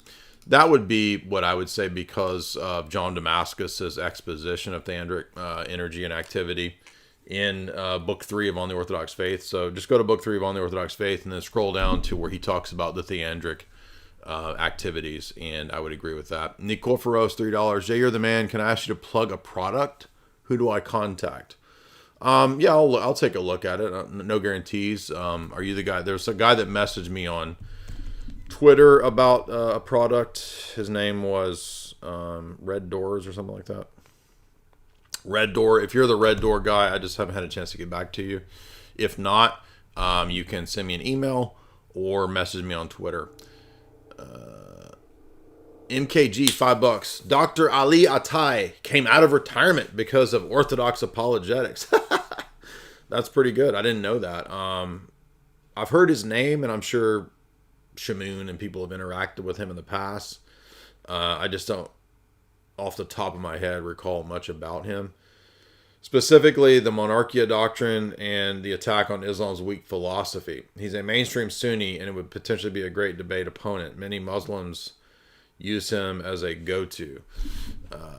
Let's see, Ali Atai.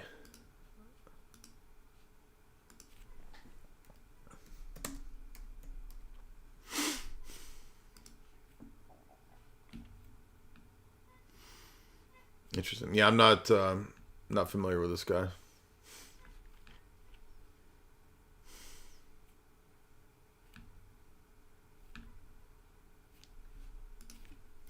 Has he had any Shamoon interactions? I bet that's entertaining.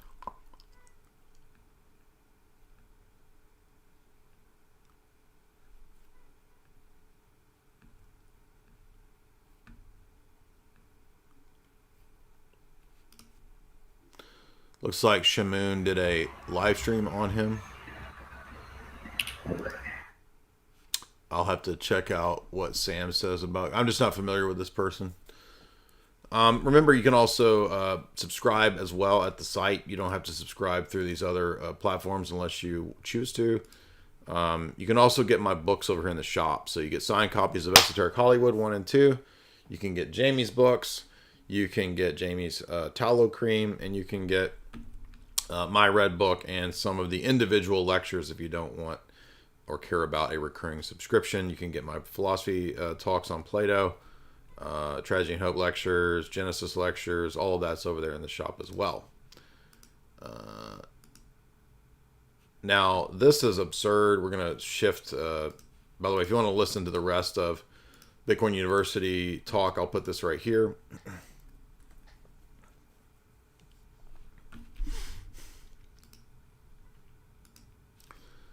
I mean, I don't really understand why people listen to Stephen Greer. I mean,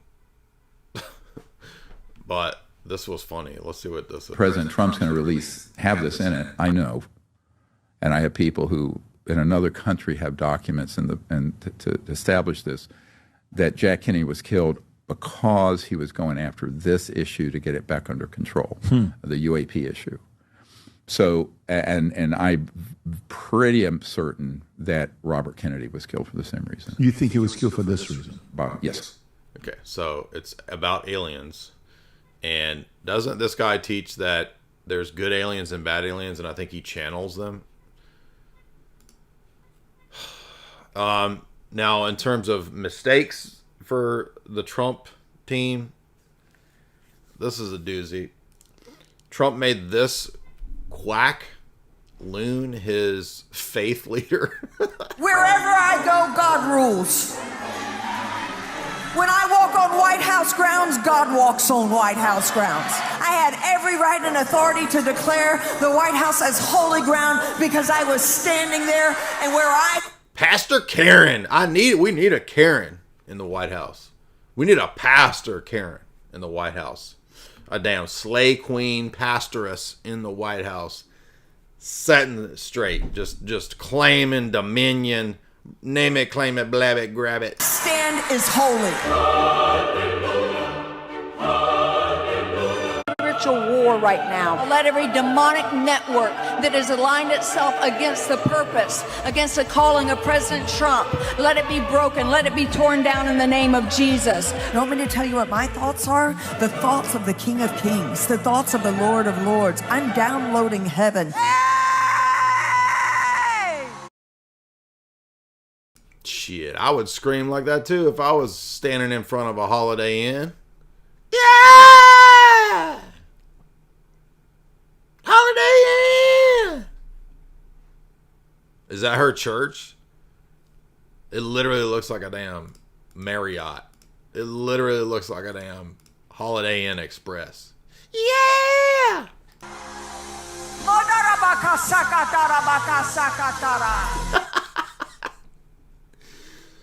Who came up with the idea that gibberish is talking in tongues? This is so dumb.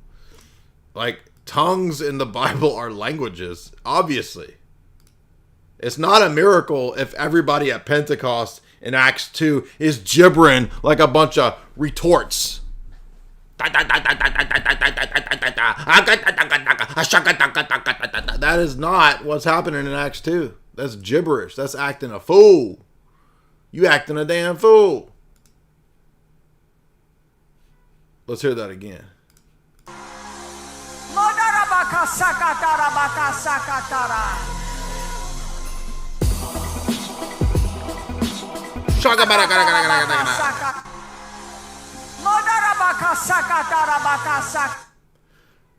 I want show me that thong, dong dong dong. She's doing that Cisco beat up in there. She's doing some Cisco tongue talking.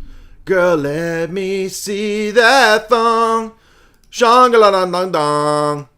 Long-da-dong-dong-dong. Long-da-dong-dong-dong. Long-dong-dong. Let me see that thong-da-dong-dong-dong. Shang-a-la-dong-dong-dong. Let me see that thong-da-dong-dong-dong. By the way, I never even heard Cisco's song until the other day. We watched Kyle Mooney's movie Y2K, which is pretty funny, by the way. And I actually never heard Cisco's thong song. I don't know how I escaped the 2000s not hearing that stupid ass song that has like 200 million views. But somehow I did. I mean, when I think of Cisco, I think of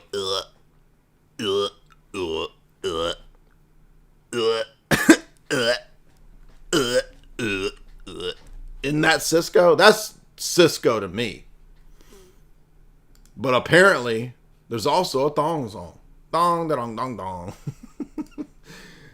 That's what she was speaking. She was speaking Cisco, dude. Boomer. I'm a boomer because I didn't listen to Cisco. I just sang the other Cisco song. Right? You just got refuted. And you're a member. How dare you call me a boomer as a member? Protestant tongues is basically New Age light language. No, it's New Age Cisco. Dong, da dong, dong, dong.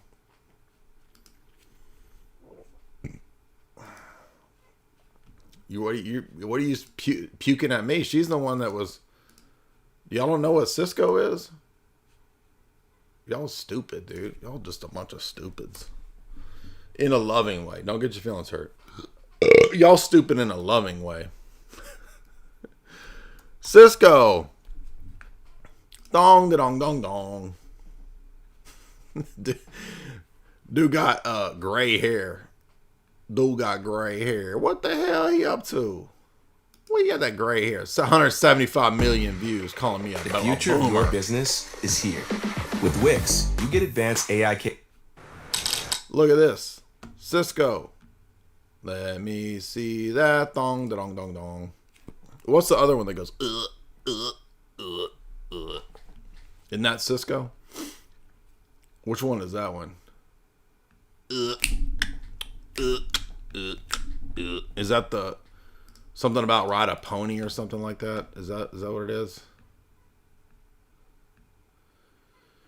Anyway, now look at Cisco now. He's looking like a damn I don't know. It looks like I don't know, somebody that would be great in papers. You know, so he looks like he's teaching high school music and great in papers. She got dumps like a truck. Dr. Tetanus, $2. Thank you so much. Appreciate that. Anyway, I can't see anything good coming out of Paula White being a White House faith czar or whatever the hell she is.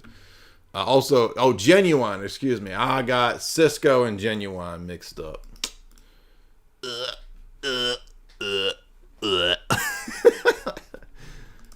But she was singing the thong, da dong dong dong when she was talking in tongues. That was not. There is no talking in tongues. It's gibberish, dummies. Dig my pony. Genuine.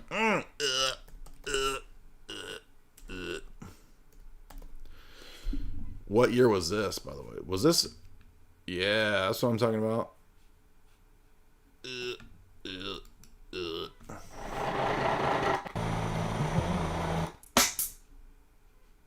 Come on.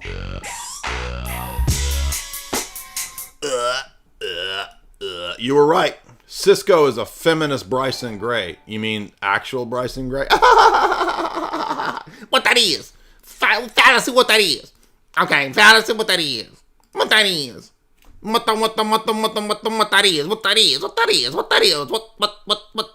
What that is. That was the Bryson Gray remix. Bobby C. No. Noah Alcorn, $5. Would you ever debate Andrew Wilson? Why do y'all keep asking that? Because I asked Andrew the other day and he was not wanting to do a debate. So I don't know why y'all keep trying to get me to debate Andrew. Do you believe in speaking in tongues? I mean, are you also the dumb person that I'm talking to? It's a language. A tongue is a language in the Bible. It's not gibberish.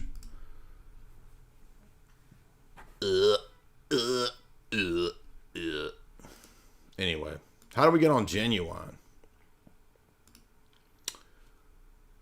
Now let's talk about something funnier. Women comedians. Are women funny? My opinion on this is that not very many. It's few and far between, but there's some funny girls. I think Kristen Wiig is funny. I think Anna Faris has been in some funny movies. I don't know if she personally is funny, but what's that? Smiley Face? That's a funny Anna Faris movie. We're going to talk about women comedian because this woman went viral because she couldn't handle a heckler. So I'm trying to be fair to the ladies. Jamie is funny. My wife is one of the funniest women. You hear me, Jamie? I'm telling them how you're one of the funniest people. So this is a funny movie, and this is the movie that made me decide that Anna Faris was funny. Every night. So if you've never seen Smiley Face, it's a funny movie. There's some funny girl comedians, and this girl is not funny though. And Paul Joseph Watson. Everybody's talking about this girl who could not handle the pushback. Narrative being pushed and how most people actually reacted to it. During her stand-up show, comedian Natalie Cuomo insinuated that a couple of guys sitting together at her show were in a gay relationship. So this girl's doing her, I don't know if this is her special or just her routine, and she has 1 million followers on Instagram. I don't understand how or why, but Margaret Cho, I've never heard anybody say that they think Margaret Cho's funny. I mean, maybe if you're a lesbian Asian person, you like Margaret Cho, but like Phyllis Diller was funny. Okay, boomer alert. We got boomers in the audience right now. No, I don't want to. I drank too much coffee today. I'm already damn queasy as hell. Lil Queasy. That's my favorite girl rapper, Lil Queasy. She be on that track with Queen Naja. That's me right now. I'm Queen Naja and Lil Queasy right now because of too much damn coffee. Simping? I'm not simping, bro. Because this chick is not funny. And she has a meltdown when she gets heckled. Now, I'm sorry, but if you're going to be a comedian, you're going to get heckled. And like Jamie Kennedy handles it like a pro. Sam Tripoli handles it like a pro because they're pros. And I've seen them handle hecklers. Like in person multiple times. And they're masters at flipping the script. Like a ninja of jokes. But this girl, Okay, wait, what made you want to ask him? Huh? Why are you making it sound like we're a couple? Oh my god. So two dudes in the audience start saying she's not funny. She does crowd work, excuse me. She starts it, right? So it's her fault for starting this. She's doing crowd work and she says, haha, you guys are gay. Because there's two dudes there. And then they're like, all right, well, maybe, but you're not funny. And so they start busting on her comedy and she does not take it well. Then the guy responded with this. Oof, that was actually a good comeback. You can see she's a bit rattled. Oh, it's not that. Wow, you're so. He says you don't have good material, and he says that I'll take the mic and do better than you, right? It's not that. Wow, look at you. He then hits her with another good one. Yeah. I could leave right now if well, I wanted. can roast you too. You can't just roast all of us and get nothing. But instead. So I guess the expectation is that you can roast the audience but not get roasted back. But like every comedian gets heckled and gets roasted back. This is like understood, right? Instead of what all good comedians do, come back with a better joke, Natalie chose to take a different approach. First bristling about his seemingly too close to the bone jibe about her having no material. So you were afraid because you felt like I was saying you're gay. I can take the mic if you want. Yeah, I have plenty of material, but it's embarrassing for you. Then insulting his manhood. Let's move on. She says, I have plenty of material that's embarrassing for you. This is when it's starting to go downhill. And then some other, you can just hear the fat in her. Like, you can hear some fat chick. I don't even know if she's fat, but I can hear the fat in her. Like a fat chick goes, small dick energy. Small dick energy, let's clap for him. So her fan in the audience says, small dick energy. She just repeats that. And then the rest of her fans, because she's at her like stand-up show or whatever, go crazy. And then having a complete meltdown. I will say this, like, it is such a hard time in this world right now. There's so many people that came together to be supportive and fucking amazing, and you're putting negative, no, fuck. Oh man, here we go. First of all, her voice from the outset. So many people here, and it's fucking amazing right now, and they're all being so supportive, and like, no, listen. Ready? Now, there's so many people that came together to be supportive and fucking amazing, and you're putting negative, no, fucking look me in the eyes, you're putting negative fucking energy out here. This is the last show of my fucking, look me in the fucking eyes. This is the last, look at me. Whoa, yeah. Slay. Nothing is funny here. She just loses her shit, has a meltdown, screams at the guy because he's looking at his phone and not looking at her. And like, her audience is cheering her on when this is not a good look for her. It's the last show of my fucking weekend. It's a sold out show, and you want to say mean shit to me, okay? So don't fucking do that. Okay then. Literally half her act is crowd work, interacting with the audience. So it's not like he even interrupted her show. But this guy commits the gravest sin. He's slightly funnier than her, the comedian, and she completely loses her mind. Look me in the fucking eye! But despite her clearly coming off far worse in this interaction, the reaction of the crowd at the show, despite half the crowd probably being her friends and other comedians, helped frame the narrative that this was some kind of brave girl boss. Oh, she owned him, dude. Yeah, exactly. She calls the dude gay. The guy has a comeback. She loses her mind, right? Left-wing comedians think that comedy is just insulting people. She's as funny as Amy Schumer. The whole audience are the simps that are on her side. Yeah, exactly. Imagine if a male comedian did this to a woman in the audience. The media would tear him to pieces and cancel him. Yeah, this is what the world is like. This is so crazy. Feminist victory. Don't fucking do that. Oh,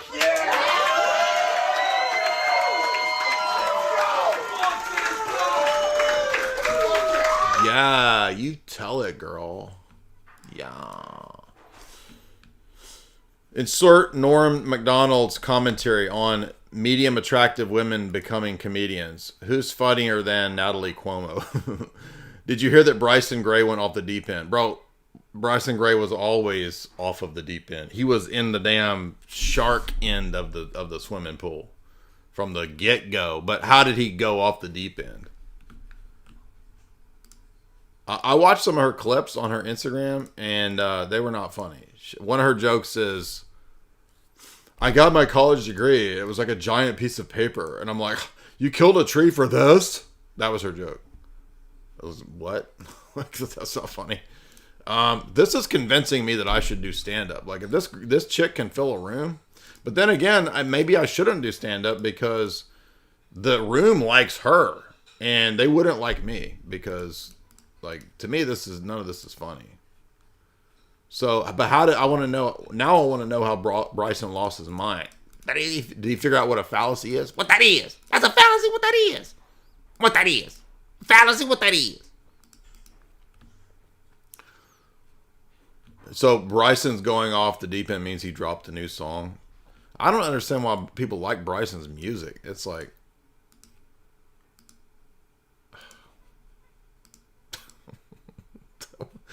I mean, Bryson Gray is the musical, a political equivalent of this chick in comedy. How's that? Jay, you need to tour with Sam Hyde. They're hilarious. I've seen them live. Yeah, I've said if you need anybody to open up, I'm happy to do it. Look, when I roasted the bros at the last live event, and they loved it. hello? How come I ain't getting hired to go make fun of people live? Dude, I'll roast all of y'all live and have a blast doing it. And you will too. Look at this. No, this isn't it. Here's eyewitness accounts. Look, well, I'll prove it to you. Eyewitness accounts. Look at this. I bet you I'm funnier than Natalie Cuomo. What you want to bet? Let's see. Right here. Look at this. Eyewitness account. Proof. Proof. Where's the damn comments? Can get this out of the way. Let me see that. Dong, dong, dong, dong. I saw the talk live. Jay roasted all of the ortho bros and the boomers. It was hilarious. Look at that. Proof. Proof positive. Look at that. Proof positive that I'm a funny man. This is always what I dreamed of. Just, can I prove to the world that I'm as funny as a girl comedian, or perhaps equal to or greater than? Proof positive. There it is, right there. Comment right there. Look at that. Highlighted for you. All right, back to this.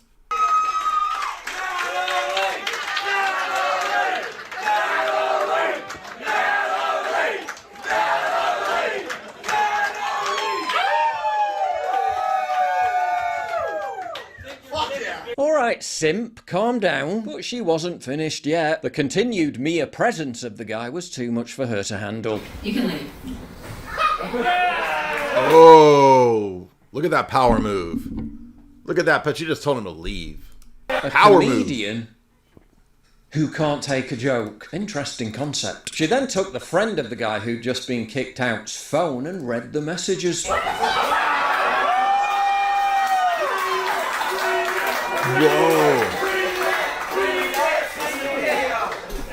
LOL, what a fucking clown. I did warn you I would get kicked out. Man, she is sensitive, especially for a comedian. I mean, where's the lie?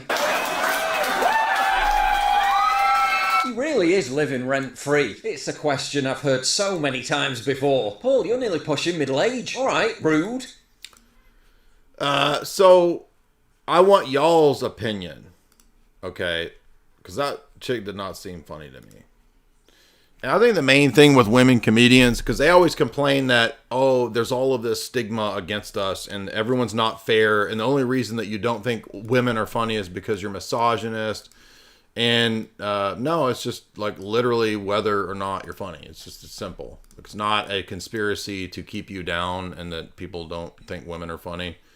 It's just literally you got to be funny. And it's like super hard profession too, right? Stand-up comedy is really difficult. Super hard. So part of the job is getting raked over the coals and told how you're not funny for like 5 years before you start having success.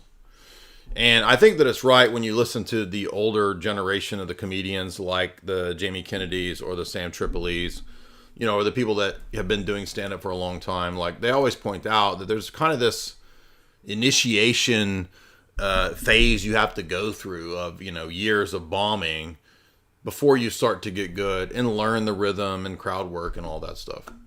And I think that a lot of the younger people like her and, you know, the way Tripoli describes the LA comedy scene, like none of these people put in their time to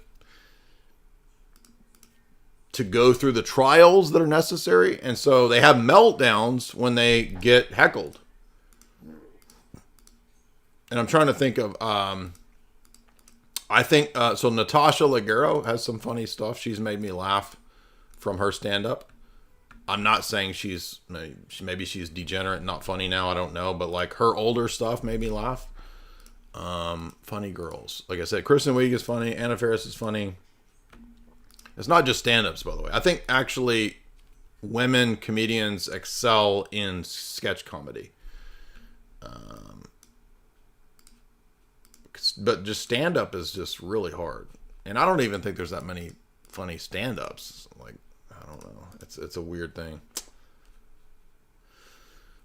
Women comedians are DEI bookings. Unfortunately, I think a lot of them are. That's the thing. Oh, Leonardo Joni, she's funny. Leonardo's not PC, and therefore that helps her be funny. I think the thing with a lot of the female comedians is that they rely on the blue raunchy material, and it's just gross when a girl does that. Oh, my chocolate, my vagina, my mom, my boyfriend, chocolate, my vagina, the chocolate was coming out of my vagina. It's like, that's not funny. It's gross. My period, chocolate, vagina, period, my mom, my boyfriend. It's like, ugh. I remember watching some of Ellen DeGenerate's stuff on a live stream that we did like 5 years ago, and it was just horrendous. Tiffany Haddish is funny. I'll have to check out some of these girls you're talking about. I don't know all of these. Jessime Peluso, I've seen a couple of her things. I think she was on Jamie Kennedy's thing. Amy Coomer, not funny. Not funny.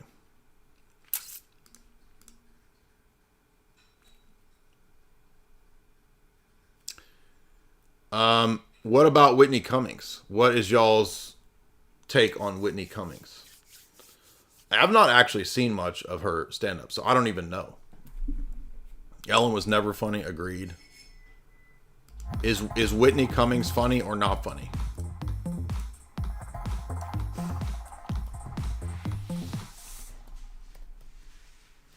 Let's see if Whitney Cummings can make me laugh. Because I don't think I've ever even seen any of her stand up. Let's see if we can, let's try a clip of something that's not new. Maybe something older. Not this newer routine. Let's go back to, let's say 5 years ago. Let's say there's something funny in this. If you had lots of... What does the audience think? Whitney is boring. She's not funny. Okay, let's give it a test, because I don't know. Let's see. I think maybe, so do people like her first and foremost because she's more attractive than most of the comedians that are like, I mean, most comedians are ugly and like not very good looking, except for Tripoli and Jamie Kennedy. They're both hotties. Jamie Kennedy, I told him he was Paul Giamatti because he looked like Paul Giamatti. So, I mean, maybe is this like the first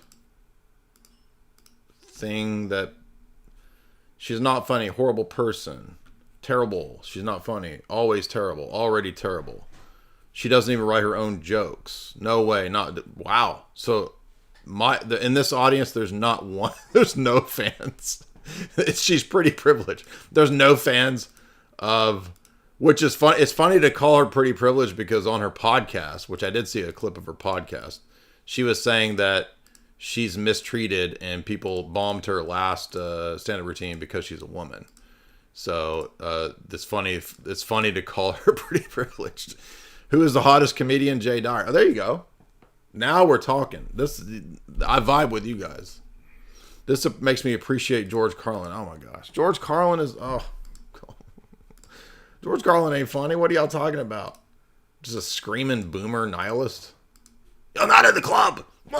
Comedy for women. Like, women vibe with this and they understand what it's like to wake up feeling fat. I don't know. Woman world. I don't know anything about this domain. I don't wake up feeling fat. I don't think about $200 jeans.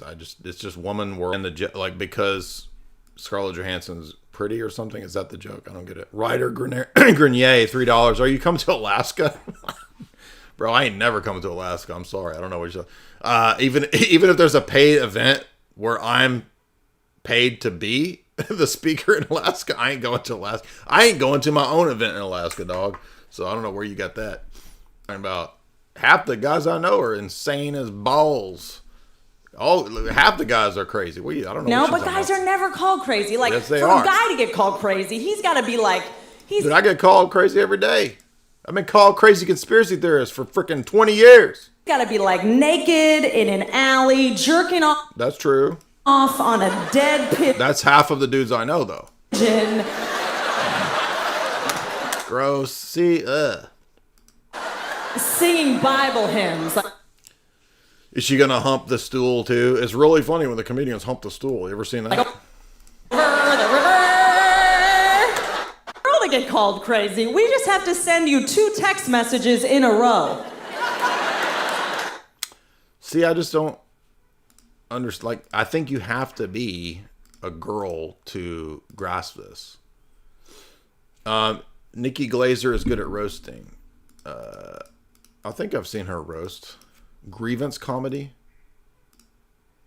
Jay is crazy hot. There we go. That's what I'm talking about. We got a damn gay heckler in my crowd. How many of the stand-ups do you think have writers? That's an interesting question. I've never even actually thought about that until more recently. Like, how many stand-ups do you think are paying people to write their stand-up? That's an interesting question. Most of the women comedians cannot go a minute without Coomer humor. Shannon Kerosene, that's a damn name right there. Jay is crazy and hot, and that's a dangerous combination. Yes! Woo! Finally, we have people getting it. This audience gets it. I like her voice. $14.99. Whitney Cummings just got pre-subbed. We'll talk to athletes. Hey, one thing I'll say, though, is that she has been doing conspiracy content lately. And she had Jamie Kennedy on, and they were talking conspiracy Disney stuff. So maybe me and Jamie, or Jamie could get on her podcast. Maybe she could... Yeah. I don't know. I just don't even know if, like, how many comedians are even, like, stand-ups are even funny. I don't even know. Let's see. Here's a newer routine. Let's see what she says about younger guys.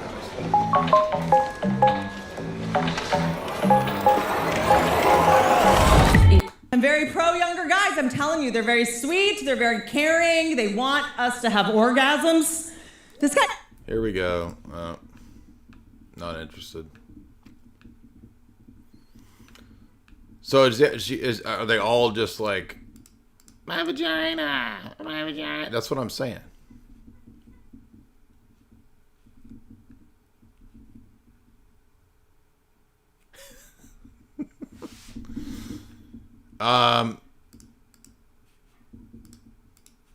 Thank you guys for those super chats. Let me check over here. Welcome. We got some new members, new subscribers. Shout out to the new members and subscribers.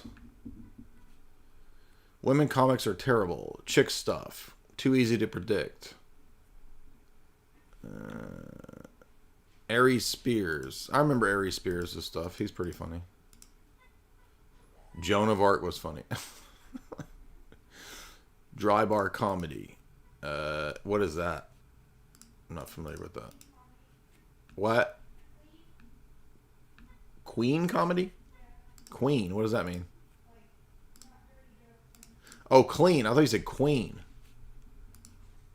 Jamie's in there saying words I can't understand. I can't hear. Sarah Silverman. I know that y'all don't think Sarah Silverman's funny. There's no way. There's no way this audience thinks Sarah Silverman's funny. Is there? Tell me a funny woman comedian, and then I'll find a clip. What's? I've heard of her. She's okay. Jamie's telling me names.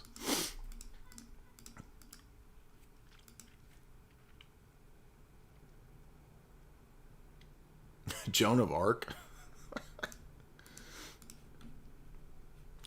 No, I'm sorry, Janine Garofalo. I mean, I've never seen Janine Garofalo's stand-up. She's funny in Ben Stiller's show. Ladies love dry bar comedy. That's clean.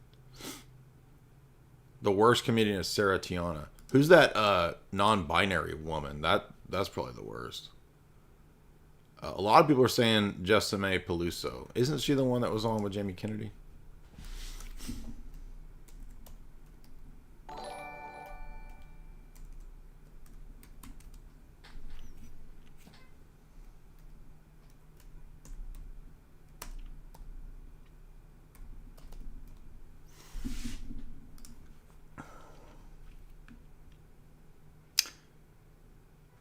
Yes, so she was on with Jamie. What's up? She's doing my impression of Jamie. Win for women. White wine women. Great commercial. Used to love that commercial. It's funny when you go in that room, you're basically immersed in Jamie Kennedy merch.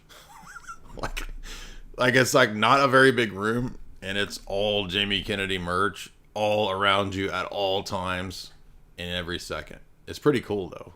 So you'll notice like he's got Ghost Whisperer magazine with him and Jennifer Love Hewitt back there, and there's a giant Rodney Dangerfield painting next to his head because I guess he did Dangerfields a lot, I guess, when he was starting out. So I'll have to check into her stand-up if you guys are saying she's funny. Mr. Blue Sky, 20K. The only way that women comedians are funny is when they talk about QUEEFING. That is a common topic for women comedians. I've heard that many years for many women comedian routines, for sure. Rich Smith, $5. Thank you for your Orthodox commentary. Thank you so much, Rich Smith. Blue Skittle became a member. Shout out to Blue Skittle. Welcome, everybody. We're having fun talking about some other topics I haven't talked about women comedians in like 5 years, so this is fun to revisit. Christina Mariani has good Kill Tony sets. Who's the best woman roaster? Yeah, that's a roast show, right? Christina, what's her name? Mariani Kill Tony. Dude, I guarantee I could roast on Kill Tony. I could roast some dudes. I'm a pretty good roaster, dude. Okay, I've not seen her before. Christina Mariani. Christina Mariani coming in here and breaking the show.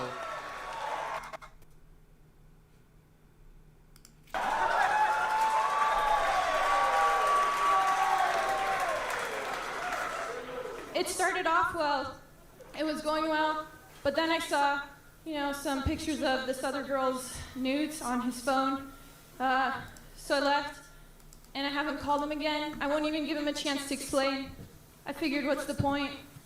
I'm never gonna be as skinny as a 10-year-old. Very natural. Wait, hold your hand out for a second. I want to see how much you're shaking. Yeah, it's pretty. Oh, wait, hold them out. Let me see. Wow. Oh my God, like a leaf. It is. It is. You already have the star power of Michael J. Fox. It's incredible. That was kind of funny. I'll have to check out her stuff. I don't know. Roseanne? I mean, I appreciate Roseanne's conspiracy trutherisms. Guys, I want to remind you that we will be live in Alaska tomorrow. I'm just kidding. We will never be live in Alaska. So I'm sorry to all you Alaskans. You've got Jewel. Jewel's good enough. Jewel is my official stand-in representative for all the times that I can't be in Alaska. So just go see all the Jewel shows. Gilda Radner. Oh my gosh. We got boomers in the audience. Half the audience doesn't even know who that is. I love dogs. $1. Will you ever have Jamie be a cameo and do more chill streams? What do you mean? Jamie was on... Are you talking about Jamie Kennedy or Jamie, my wife? Like, we just did a chill stream on vampire movies. So, what are you talking about? But I don't know what... We know a lot of Jamies. We just did Nosferatu sucks and Bram Stoker is cool. That was a Jamie stream. We did... she wasn't on that one. What was the last Jamie stream? Jamie always joins me for the movie streams. We do good movie streams. We will be doing... was she on Heretic? Did you join me for Heretic? Jamie and I are going to do a Valentine's show on the theme of love. Y'all ever heard of this? Love. I proclaimed this a year of love. So Jamie and I will be talking about the topic of on love. So look for that on her channel coming up soon. MKG says for $5, what percentage do you think of the audience is Canadian? Actually, through these amazing YouTube analytics, I can actually look and see. I think it's like 6 to 7%, maybe 10. Let me look. That's a good question. How many Kentuckians do we have in this audience? Let's see. Let's get on over here. Analytics. Let's break it down. Racist analytics. Racist against Canadians. Let's see. Audience. Breakdown. Here's a breakdown of your audience. Okay, I want to see the geographies. Here we go. My audience is 60% from America. 6% Canadian. 6% UK. 3% Australian. Let's look at the gender breakdowns. Not that I'm assigning anyone a gender. Female audience, 6%. Dang. We used to be 10%. I lost 3% of my ladies. Look at that. 93% male. What the heck happened to all y'all ladies? What ran you off? Too much temptation? Seeing my face? Too much envy of Jamie? Because we used to have 10% female audience. Now we're down to 6%, dude. It's a dang sausage fest over here. It's a sausage party. Gross. Jamie's in there laughing. Why are you laughing? Because I'm Alaskan? Bull moose trapping. like 3% of the audience gets that joke. Yeah, so there you go. That's the breakdown, dog. I done ran off all the girls. So it's a sausage party over here. All the girls got offended because I was trying to figure out if women are funny. I'm just being objective, and I'm trying to look at the evidence, and I ran them all off. So we got, how are all these people saying they're Canadian, and like the stats tell me that 6% of the audience Canadian. Oh, 3% of the audience transitions. That's one. We need the Pope of Franzia to come back. Well, maybe he'll come back soon. The Bananatine Empire. We got a lot of envious wine moms in the audience. That's what I'm talking about. All right. Thank you, guys. We had a lot of fun today. Did we get to everything? There was a couple things we didn't get to. Maybe I'll save it for the next time. For those that are interested in Bitcoin, I did do this Bitcoin Basics talk with Jordan Bush. I moved it over to the Clips channel. You can watch that there, and you can get started with Bitcoin through the Swan Bitcoin referral link in the show description. So get started with Bitcoin through Swan Bitcoin. Otherwise, Fiona Colley is hilarious. She's also on Kill Tony. Okay, well, I'll check out some of these comedians. And it looks like Leonardo did a special. I didn't know that.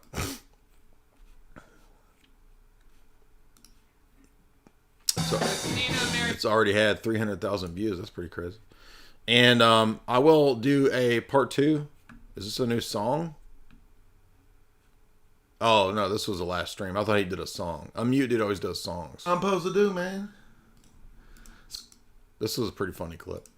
Follow me on Twitter. I'm almost at 100,000. We're going to have a 100,000 follower party from Twitter over here when I hit 100,000. So why are you guys not following me and making me popular on Twitter? Popular. Head of the class. Popular.